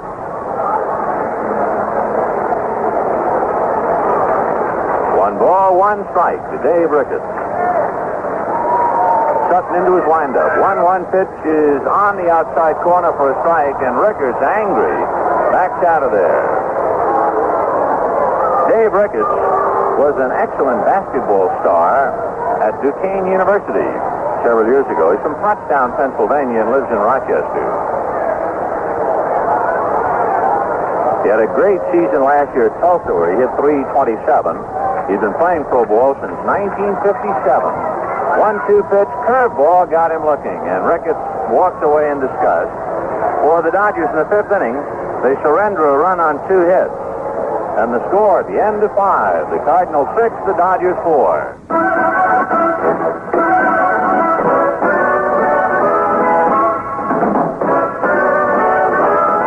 Say, you know how the catcher signals for the pitch he wants? Well, that's the way Packard Bell remote control works. Give your Packard Bell color TV the signal, and it comes right back with the picture you want. Turn the set on and off, change channels, adjust the volume, even tune the color. All from your favorite chair. The nicest part is you don't have to buy remote control when you buy the set. You can add it anytime. Packard Bell calls it remote control ready. Say you buy a color TV and later on you want remote. If you bought a remote control ready set, controls can be added in your home in just a few minutes, but only with Packard Bell. So stop in and see remote control ready color TV at your Packard Bell dealer. Just give him the signal. He'll give you the picture. You can tell it's a Packard Bell. It's remote control ready.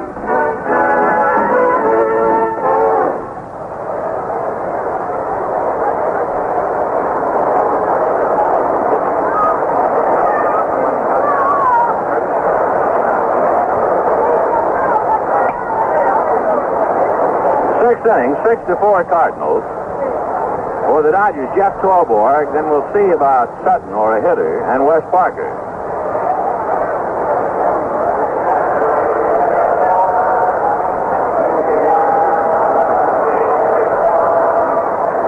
Jeff Torborg, single to left and grounded to third. So Torborg 1 for 2.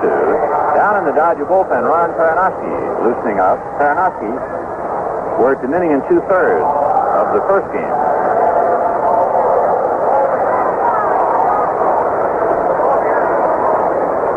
Ground crew cleaned off the infield and we're ready. In the 6th, 6-4 in favor of the Cardinals. Jackson ready to pitch to Torborg. Foul back to the screen, 0-1.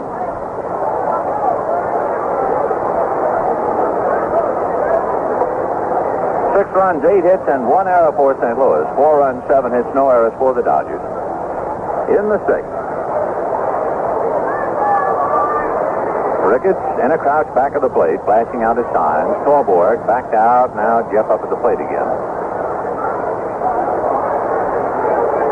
Strike 1 pitch on the way. Fastball outside. 1-1.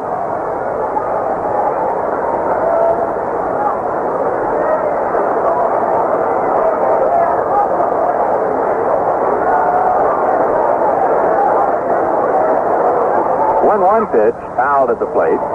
1-2 to Jeff.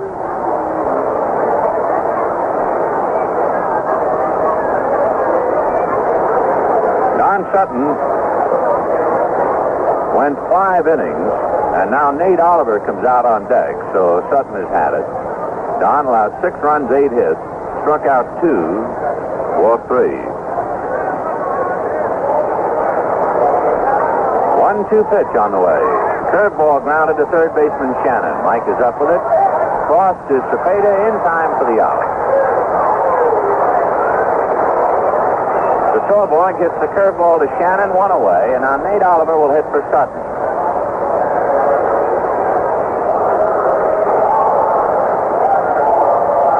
The Dodgers in the first ball game used Lou Johnson as a pinch hitter. He lined out. Jim Hickman as a pinch hitter. He flied to right. Al Ferrara and Bob Bailey, and they both struck out. To see see how the first pinch hitter used in the second game does. Nate Oliver. Ollie hitting .391. Jackson delivers, and the fastball over at the knees for a strike. 0-1.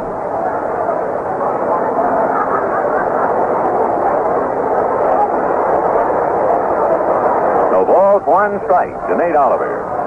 Alvin Jackson comes back and is a one-hopper hit through into left field for a base hit. So Oliver singles to left with one out in the sixth, and the Cardinals leading 6-4. The Dodgers 8 hits.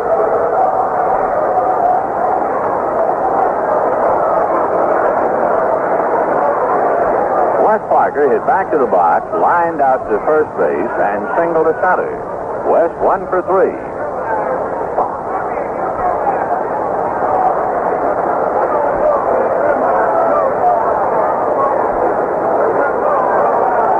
Jackson on the rubber, looks over at Nate Oliver, comes to the plate, and the fastball is drilled to right field, but Maris back in the shadows makes the catch for the out.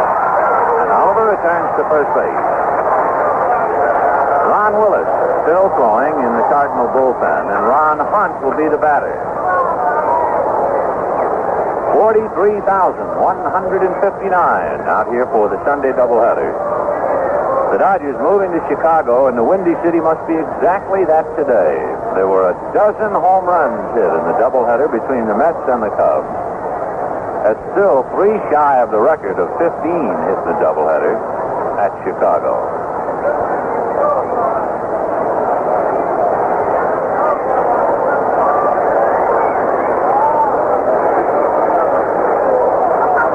Jackson looks over at first. Now Alvin delivers, and the fastball is hit to left field and deep. Back goes Brock, away back on the track. This one high off the wall. Retrieved by Tolan. Here is Oliver coming to the plate. Maxville's throw is not in time on a long double by Hunt, and he missed by a couple of feet of tying up the game. Hunt hit the wall 386 feet away. If he had pulled it a little more, he's even. And Billy Muffett going out, and it looks like that's going to be all for Alvin Jackson. Right-hand Lou Johnson coming up, and right-hand pitcher Ron Willis in the bullpen. So Ron Hunt booms a double off the left field fence. 9 hits and 5 runs off Alvin Jackson. For Ron Hunt, his 3rd hit of the second game and 5 hits in the doubleheader. And Ron Willis coming in for Alvin Jackson.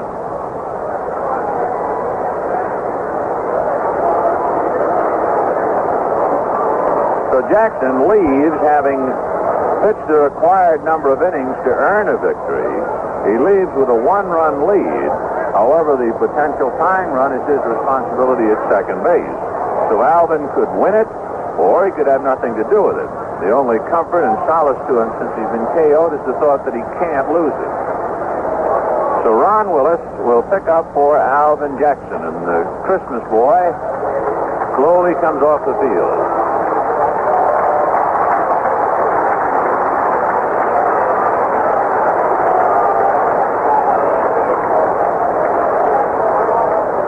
Jackson went 5 2/3. Gave up 9 hits, at least 5 runs, walked 2, struck out 2. And Ron Willis, who is a converted outfielder, will try and bail him out. Jerry, do you have a proclamation? Well, Western Union was tardy, but nevertheless finally got it through. The mule train got through. In their summary, they finally acknowledged that Don Pavotic hit a home run with the bases full over in Cincinnati. That's the first word we'd had. Had we been sitting here waiting, and had not the Cardinal ballpark been in touch with Cincinnati, we'd have never known about the home run. We'd have just seen that 5, and we'd have wondered about it for a long, long time. But anyway, it's the split of the doubleheader over there as Houston and Cincinnati divide the doubleheader. Of course, the Cardinals were really pulling for the Astros in that one. In the National League other action, Chicago won a doubleheader from New York 5-3 and 18-10, and the Giants were beaten by Atlanta 4-3 in 10 innings. Philadelphia pounded Pittsburgh 14-1. American League, the White Sox won a doubleheader from the Yankees. Boston and Washington split a doubleheader. Cleveland won the first game by a score of 12-1 over Kansas City, and they lead the second game 3-2. Minnesota, Baltimore. First game went to Baltimore 5-2, and the second game just getting underway. And Jim Fregosi hit one in the bottom of the ninth inning with 2 on for the Angels to win from Detroit. That's it, Vinny. All right, Jerry. Ron Willis from Tennessee, born in New Bern and lives in Memphis. He's a converted outfielder. He's 6'2", 190-pounder. Willis delivers in the sidearmer over for a strike to Lou Johnson, 0-1. The day that Willis received the news that he was to be converted from center field to a pitcher was the same day he had 4 hits in a low minor league game. Strike one pitch on the way. Fastball hit in the air to right field. Maris coming in and over a bit, under it now, and makes the catch for the out. So the Dodgers, for 5 consecutive innings, have left a man at second base, and they're trailing by 1 run. Fly ball to right. They do get 1 over here on 2 hits. And the score at the end of 5.5 innings, the Cardinals 6 and the Dodgers 5.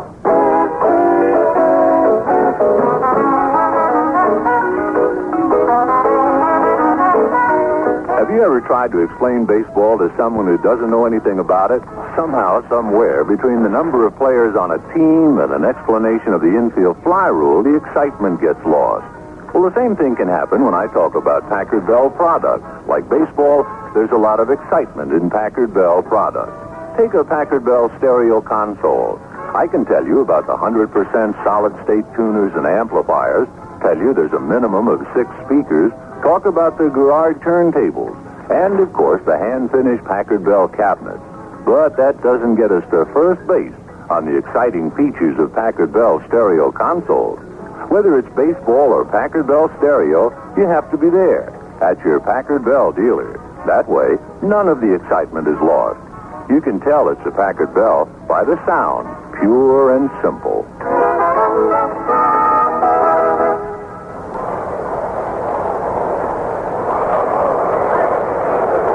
Bottom of the 6th inning, 6-5 in favor of the Cardinals. They won the first ball game 8-7. Ron Pernoski will now pick up and make his second appearance in the doubleheader.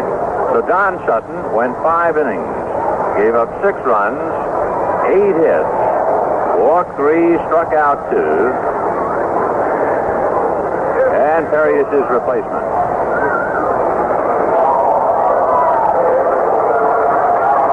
Pernoski worked an inning and 2/3 in the first game and gave up 2 runs. Errors back of him hurt him. But the losing pitcher in the first game was Bob Miller, who was racked up for 2 singles and a double in the 9th inning.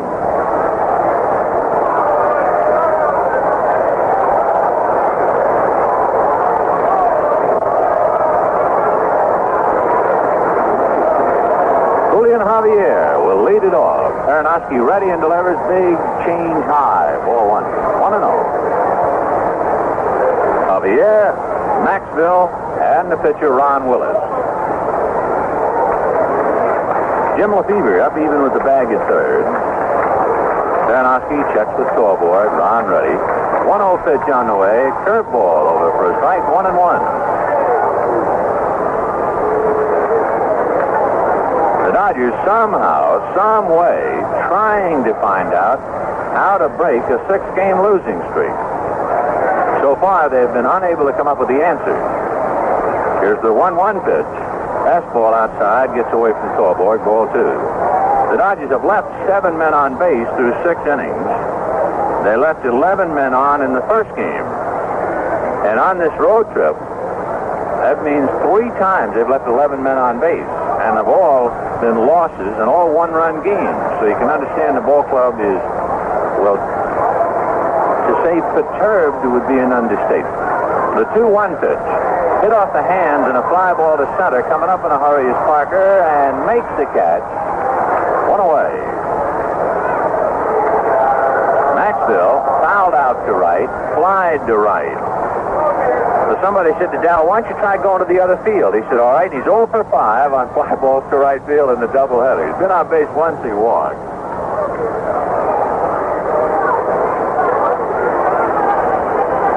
Of course, he's not a strong enough man to be considered a real full hitter anyway. Baranowski delivers, fastball outside, ball one. So he's got to hit the outside pitch to right. He weighs about 150 pounds. Here's the 1-0 pitch to Dow. Fastball hit to right center for a change, and Parker is there to catch it for the out. So Maxwell keeps going the other way for out. And 2 down, Ron Willis, the ex-outfielder, coming up. Boy, talking about ex-outfielders, how about the Mel Queen story? That's enough to make a picture. Gee whiz. The boy who just started to learn how to pitch, and he's 7-1 with the league-leading Cincinnati Reds. Mel Queen. The pitch to Willis high, ball one. You know what Queen's earned run average is? 1.9. Imagine. Fellow just starting out. There's a line drive base hit for Willis, who still knows how to swing the bat. So he swings like an outfielder and singles to center. Hit number 1 off Baranowski, number 9 for the Cardinals. And it brings up Lou Brock. Brock, considering the fact that he is an explosive ball player, has been relatively quiet today. He walked and scored a run in the first inning of the first game, walked and scored a run in the first inning of the nightcap. But that's not usually enough for him.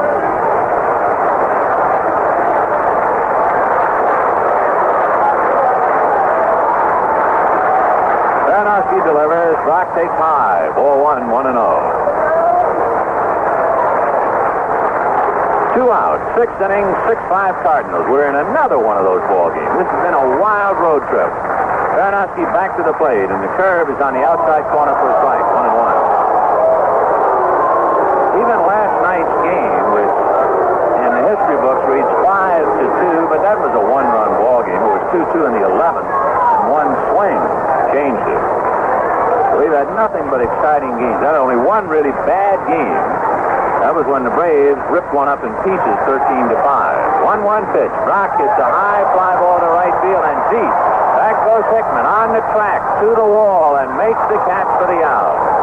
It's 3:30 down the line. He hit it about 3:28, and a breeze coming in off the river at this hour, 10 minutes to 7, appeared to cut that thing down. No runs, 1 hit, a man left, and at the end of 6, 6-5, St. Louis. Don't forget, the Dodgers will be playing the rough ball clubs when they get back home, and it's essential to have more excitement at Dodger Stadium. Opening up with the Cincinnati Reds. They're in town Friday night, June 16th. Ladies' night, Saturday, June 17th. Father's Day, June 18th, Sunday. After the Reds, Monday night, the Braves. Walter Austin night, staged by the Westwood Shrine. Also a 7 o'clock game with Atlanta, June the 20th. Same sort of schedule, a night game followed by a 7 p.m. game with the Cardinals, June 21st, 22nd. And wrapping it up, Friday night the 23rd, Ladies' Day, Saturday the 24th, and Sunday afternoon 25th with the Giants. We'll read off the scores again for you. In a doubleheader, the Cubs swept 5-3 and 18-10 over the Mets with a dozen home runs hit in it. Atlanta beat the Giants 4-3 in 10 innings. Philadelphia over Pittsburgh 14-1. Cincinnati and Houston split. Houston 7-4, Cincinnati 8-4 on a pinch hit grand slam home run by Don Pavletti. American League, Washington and Boston split. Boston 4-3, Washington 8-7. California on a 3-run home run by Jimmy Fregosi beat Detroit 6-4. Cleveland beat Kansas City 12-1. Cleveland leads 3-2 in the 7th of the nightcap. The White Sox swept from the Yankees before 63,000 at Yankee Stadium, 2-1 and 3-2. And Baltimore beat Minnesota 5-2 in the first game, lead 1-0 in the bottom of the second at the nightcap. 7th inning, 6-5 Cardinals. For Packard Bell, more play-by-play. Here's Jerry Doggett. All right, Vinny, and Jimmy Lefebvre at bat. Single, walk, fouled out, and the pitch is inside and low. Ball one. 1 ball, no strike.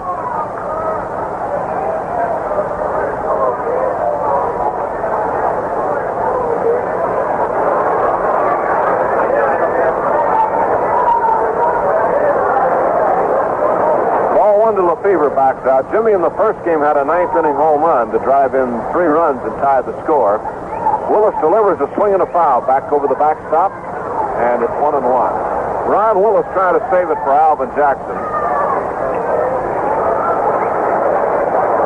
Willis has been in 22 ball games now, and he has won one and lost two. Earned run average is 6. Now the pitch on the way. Taken over for a strike, and it is 1-2 to Lefevre. Ron Fairley on deck.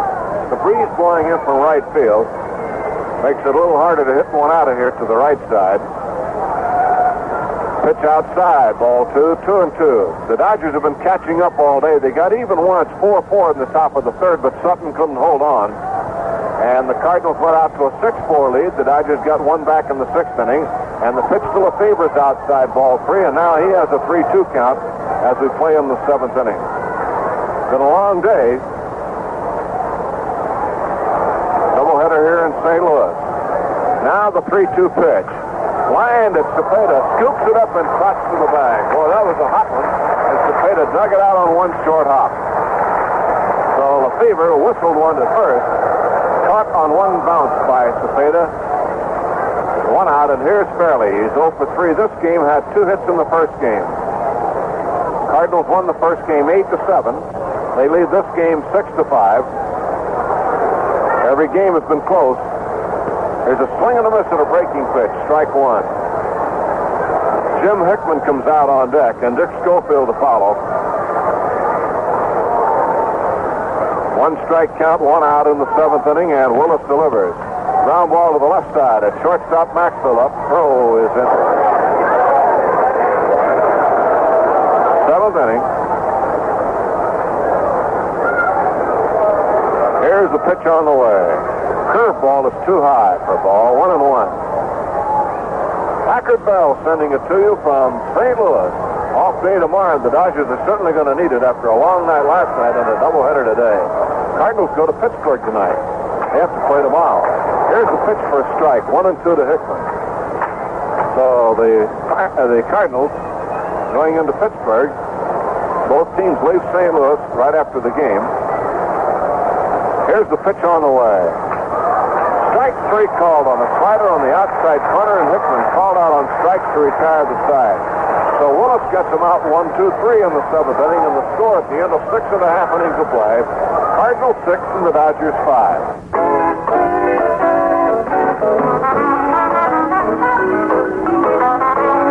Packard Bell puts the best in home entertainment inside truly beautiful furniture. Take a Packard Bell color TV stereo combination. It'll give you precise, true color reception anytime you like, or just pure sound. Your favorite record or radio station as it should sound. It performs beautifully while it's on. But there'll be times when you want silence, some conversation, or just peace and quiet. And the Packard Bell Color TV stereo combination provides the most beautiful silence in the home entertainment industry. The silence of fine furniture. Available in 7 models at your Packard Bell dealer. You can tell it's a Packard Bell. Even when it's off, it performs beautifully.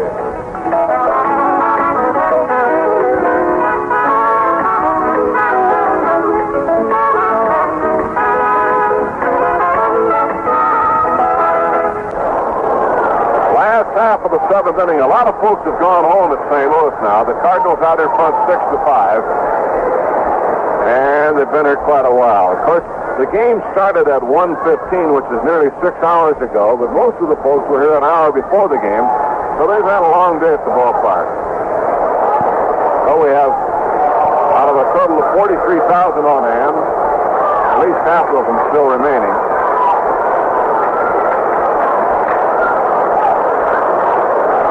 Here's Bobby Tolan back to face Ron Faranowski in the last half of the 7th. Ron ready. Now the pitch. Bounce back to Faranowski. Throw to first base in time, and with 1 out, we'll pause for station identification. This is the Los Angeles Dodgers Radio Network. This is KOY Phoenix.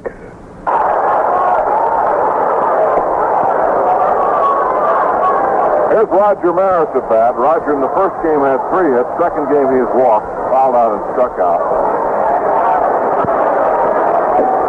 Faranowski set to work to him. Left-hand hitter. Now the pitch.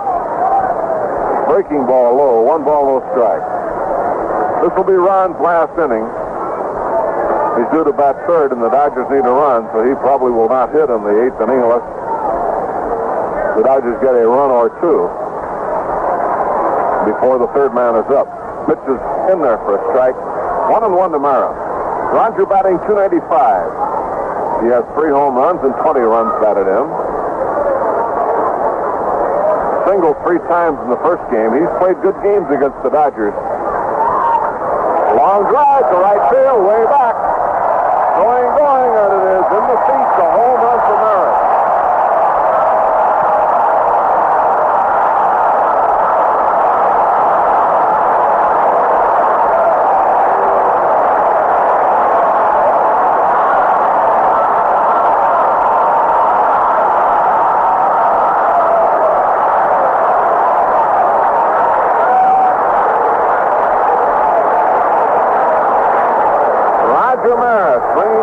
Against the left-hander Ron Paranowski, hits it in the seats in right field, and it is 7-5 the Cardinals lead, and Paranowski now has yielded his second home run. Harry doesn't give up very many, and Maris hit that one deep to right field, and the Cardinals back to a 2-run lead. Here's Cepeda at bat now as Paranowski gets set. Cepeda's had 2 doubles, 3 RBIs. Bouncing ball towards second. Ron Hunt on the outfield grass throws to first in time, 2 out. So Maris gets his 4th hit of the doubleheader, and this one is a big one. Puts the Cardinals back to a 2-run margin, and in a ball game like that could be a very big run. He takes the butt away from the Dodgers when they come up in the 8th inning. So Maris strokes one into the seats in right field, his 4th as a Cardinal.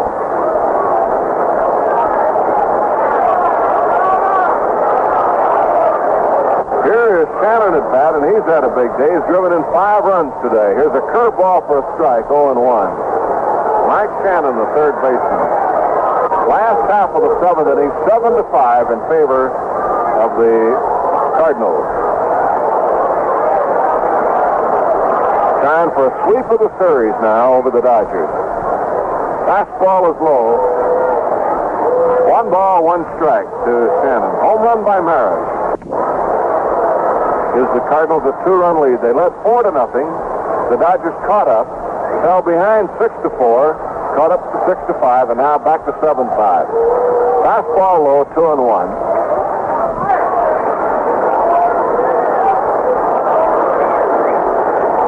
Two balls, 1 strike, 2 outs, nobody on in the 7th.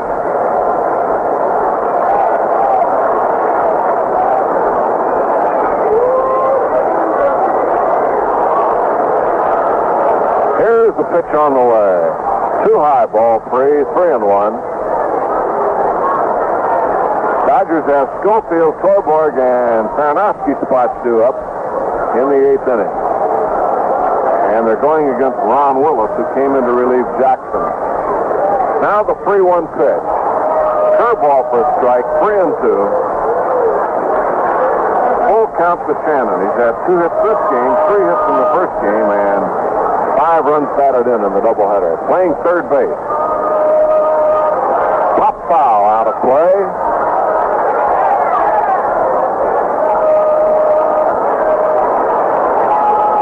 Full count to Shannon, 3-2.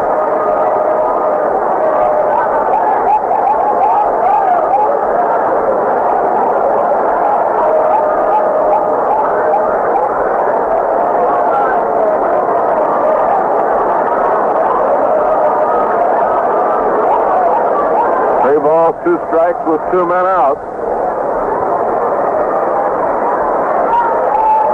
And Paranowski getting all set now to go to Shannon. Here's the pitch on the way. Struck him out with a fastball to retire the side.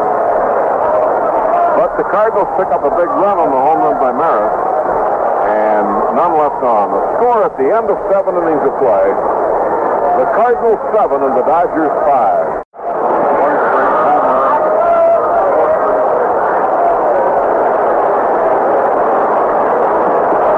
The 8th inning, and the Cardinals lead 7-5. Back to action. Here again is Vin Scully. Vinny? All right, Jerry. Dick Schofield will lead it off. He'll be followed by Jeff Torborg. At least he's due to be followed by Torborg, but I see Roseborough going over to the bat rack and putting on a helmet. And then after Torborg comes Pernoski's spot. Ground ball to the hole on the right side. Javier plugs it up and throws him out. One away. Schofield, ground ball to Javier. Now Johnny Roseborough coming out of the Dodger dugout to hit for Jeff Torborg. 7-5. Cardinals trying to sweep.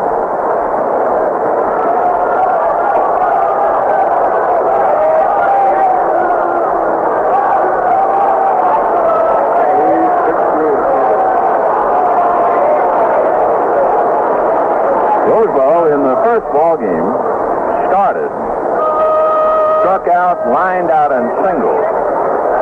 So he's 1 for 3 today. John coming up to the plate, hitting .284. One out in the 8th inning. 7-5, St. Louis. Roseborough swings a slicing fly ball to left field, blocked from sunlight to shadow, and there to make the catch for the out.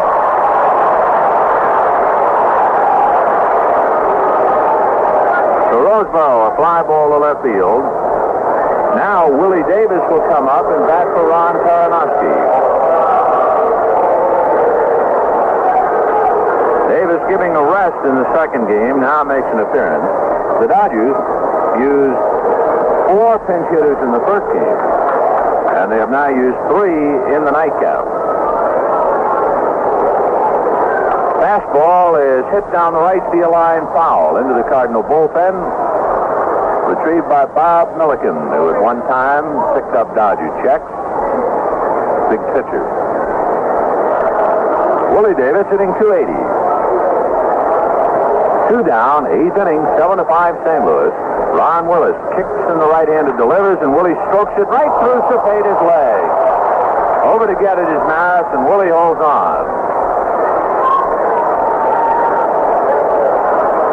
It will go as a base hit.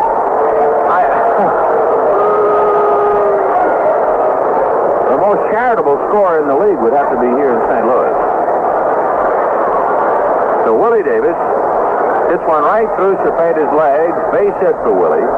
And the Dodgers, who were all over the score in last night's game, hollering and waving from the dugout, quietly sit back. There's a comebacker by Parker, and Willis slips to first for the out.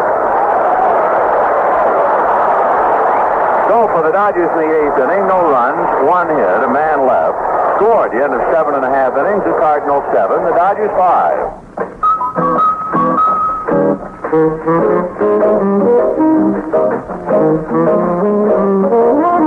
If a baseball manager doesn't make the right adjustments during a game, he's in trouble. He's got to know when to use a pinch hitter, when to use the hit and run. His adjustments keep the team fine-tuned, playing its best. The same thing holds true with TV sets.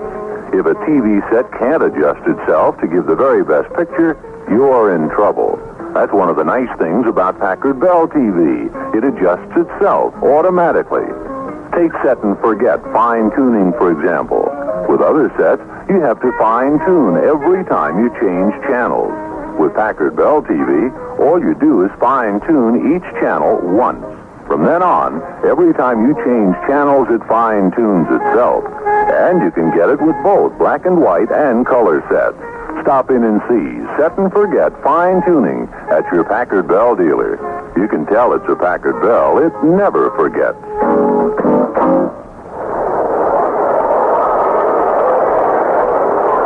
Bottom of the 8th inning, 7-5 St. Louis. And Phil Regan will be the third Dodger pitcher.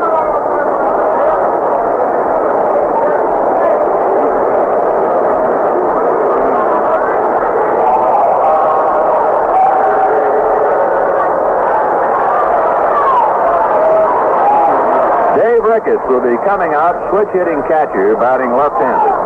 And Phil Regan tuning up with Johnny Roseborough.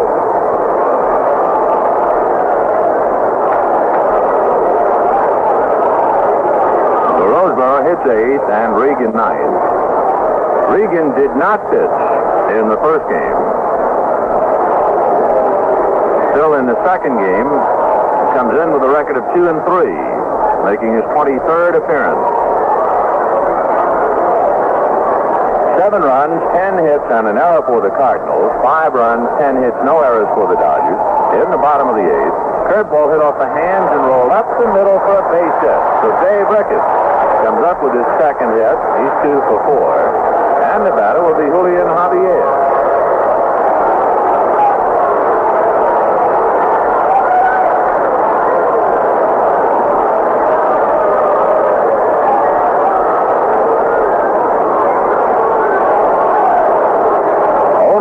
Brock and Dow Maxwell are hitless in the Cardinal lineup.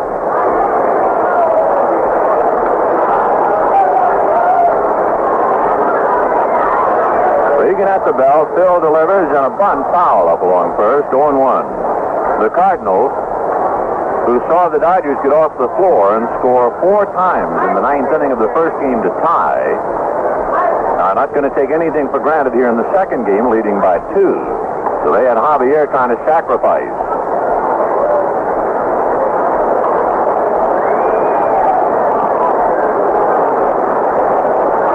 0-1 the count to Julian Javier. He singled to center and twice flied to center. Right-hand hitting second baseman. Charging the plate is fairly in a full swing that time by Javier. Strike 2. So they took the bunt off. Javier swinging a 35-ounce bat.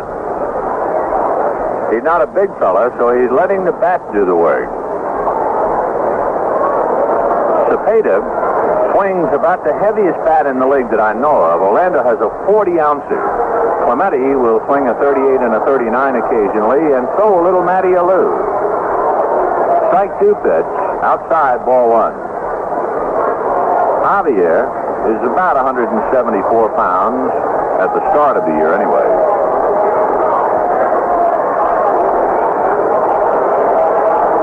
1-2 to Julian. Ricketts at first base, and the sinker outside, ball 2. 2-2.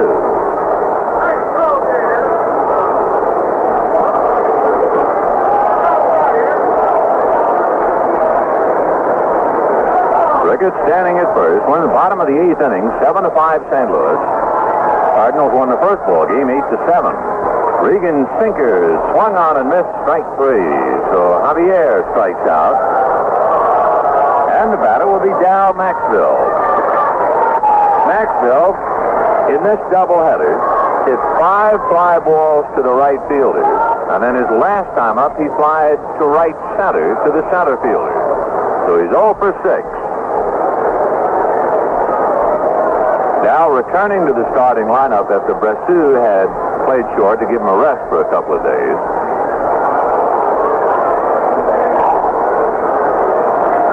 If you're not keeping score, when the Dodgers come up in the 9th, they have Ron Hunt, Lou Johnson, and Jim Lefebvre. Regan's fastball fouled away out of play off to the left, rattling around in the booth next to us, and the count 0-1. No balls and 1 strike to count.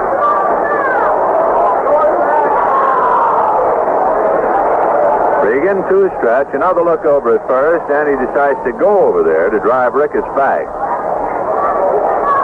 1 out, bottom of the 8th, 7-5 St. Louis. They've rolled a natural, 7-11. Fastball is popped in the air on the right side, fairly at the bag, now into foul ground, makes the catch. So Maxwell always going that way today, and to no avail. He winds up going 0 for 7 in the doubleheader. Here is Ron Willis, trying to save this one for Alvin Jackson. Willis picked up for Jackson in the 6th inning, got Lou Johnson on a fly ball to right, and has allowed just 1 hit. Left-hand batter grounds it down to Schofield. Dick up with it, has to go the long way in time for the out because they were playing Willis to full, and Hunt couldn't get to the bag. In the 8th inning, no runs ahead, a man left. 8 innings of the second game in the books, and the score: the Cardinals 7, the Dodgers 5.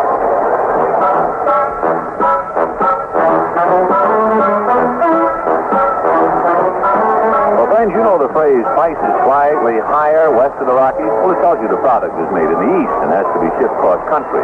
And the manufacturer wants you to pay the freight charges. If you've shipped anything recently, you know the charges aren't slight. But products made in the West are a lot lower west of the Rockies. There's no cross-country shipping charge. Well, Packard Bell is a Western manufacturer. All Packard Bell stereos, TVs, and color TV stereo combinations are made in Los Angeles. So when you buy Packard Bell, you're paying for quality, not shipping charges. Why in the world do you want to pay freight on home entertainment products? Buy Packard Bell, made in Los Angeles. You can tell it's a Packard Bell. It's made in the West.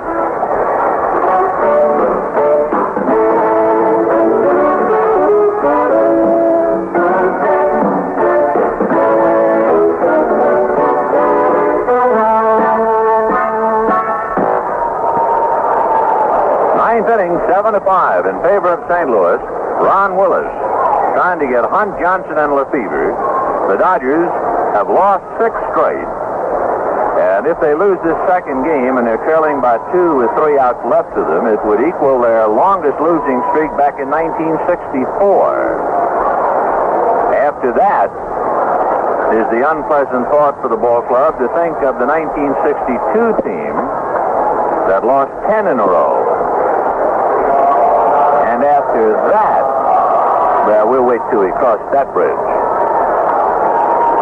Ron Hunt popped up, single to right, single to left, double to left. He's 3 for 4. One of the big factors for the Dodgers on this road trip and throughout the 6-game losing streak, they get a lot of hits, but not enough runs. They really spin their wheels. They've left 19 men on base in this doubleheader so far. Hunt takes outside ball 1, leaving 11 in the first game, and it's the 3rd time on this road trip they've left 11 men. They piled up 10 more hits, and they had 13 hits in the first game.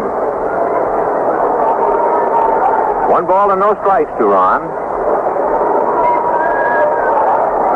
The next one by Willis, over for a strike, 1-1. To Ron Hunt, 5 hits in the doubleheader. 3 for 4 here in the second game. Willis into his windup. Right-hander kicks and delivers, and the fastball is low. Down in the Cardinal bullpen, Nelson Briles gets up along with left-hander Hal Woodashek. 2-1 to Ron Hunt. 43,159 at Busch Stadium. Hunt grounds 1 foul outside of third to Preston Gomez. 2-2. The Dodgers off tomorrow and then open up a 3-game series in Chicago. And the pitching staff, of course, praying that the wind will not be blowing like it must have been blowing there today. A dozen home runs hit in the doubleheader at Wrigley Field, Chicago, but that's still 3 shy of the all-time record. 15 hit at Wrigley Field, Chicago. High bouncer off the plate. I don't think they'll have a play. Nope. Willis catches it, but then just turns and Hunt is across the bag. So Ron Hunt on a high chopper comes up with his 4th hit of the second game. 6 hits for him in the doubleheader. And he's weary, and Gene Michael will now run for him at first base. So Ron Hunt put in quite a day's work. Boy, he has become some ball player. In fact, he was a good ball player last year. So Ron Hunt, his 4th hit. The batter, Lou Johnson, who made his first start since the 27th of April, he is 0 for 4. Hit back to the box, struck out twice, and slid to right. He lined out to short as a pinch hitter in the first game. Takes a look at a fastball for a strike. 0-1.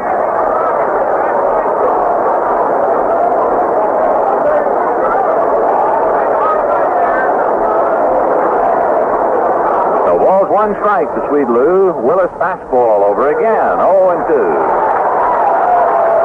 Johnson, being brought along slowly, made a couple of 2 pinch hit appearances in Atlanta. One of the 2 home runs. Then pinch hit in the first game and lined out. And now started in the nightcap. Curve outside. Ricketts down on his knees and skidding as he gloved it. 1-2 to Lou.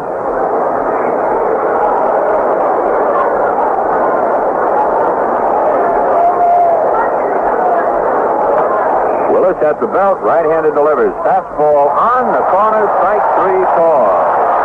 Lou Johnson shows he's a bit rusty. Strikes out 3 times in his nightcap. 1 away, and Jimmy Lefevre coming out.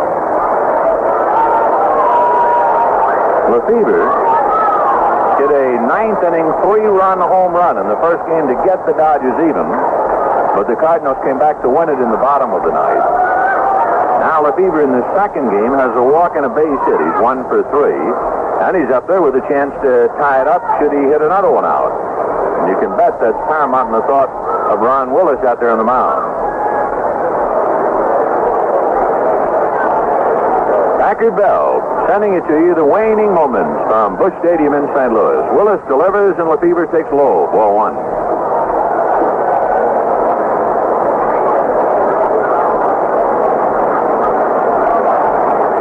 Gene Michael inching off the bag. Willis set at the belt, and the 1-0 pitch is fouled away.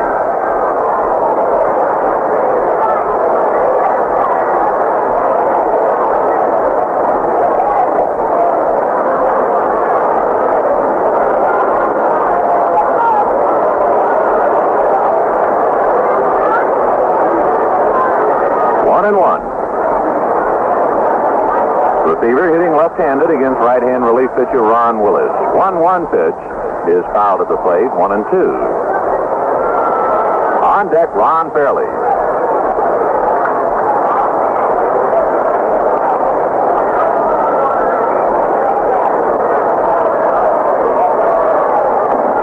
Now, catcher Dave Ricketts comes over to get a towel to dry off his face.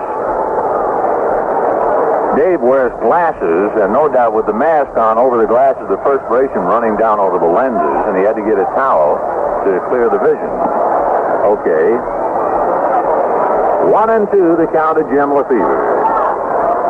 Willis delivers. Jimmy swings. Ground ball slowly to Cepeda. His only play at the bag, and down to second base goes pinch runner Gene Michael. So the Dodgers have 1 out left to them, and Ron Fairley at the plate.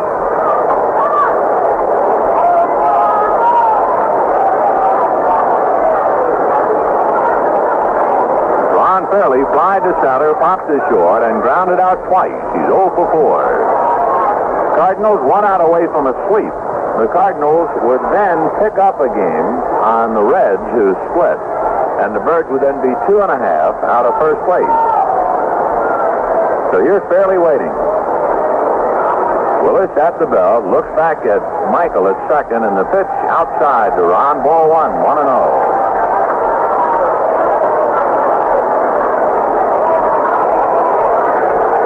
1-0 to Ron.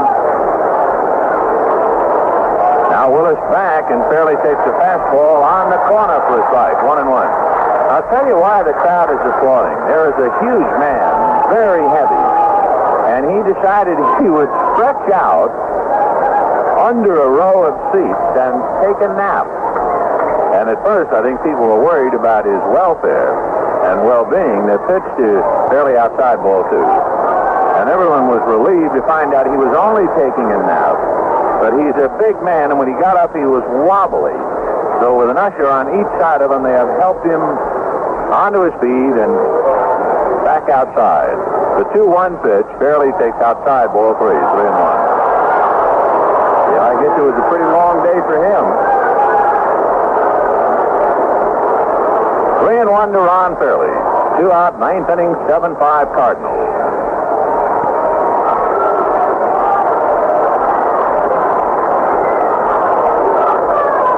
Willis ready in the 3-1 pitch. A ground ball back of first. Up with it is Cepeda. Turns underhands to Willis for the out.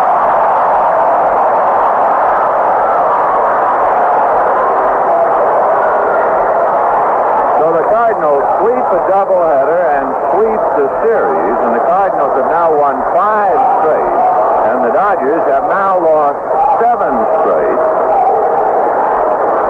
Their longest losing streak since the 7 they dropped in 1964. In the second game for the Cardinals, 7 runs, 11 hits, and 1 error. For the Dodgers, 5 runs, 11 hits, and no errors, with Jackson the winner relieved by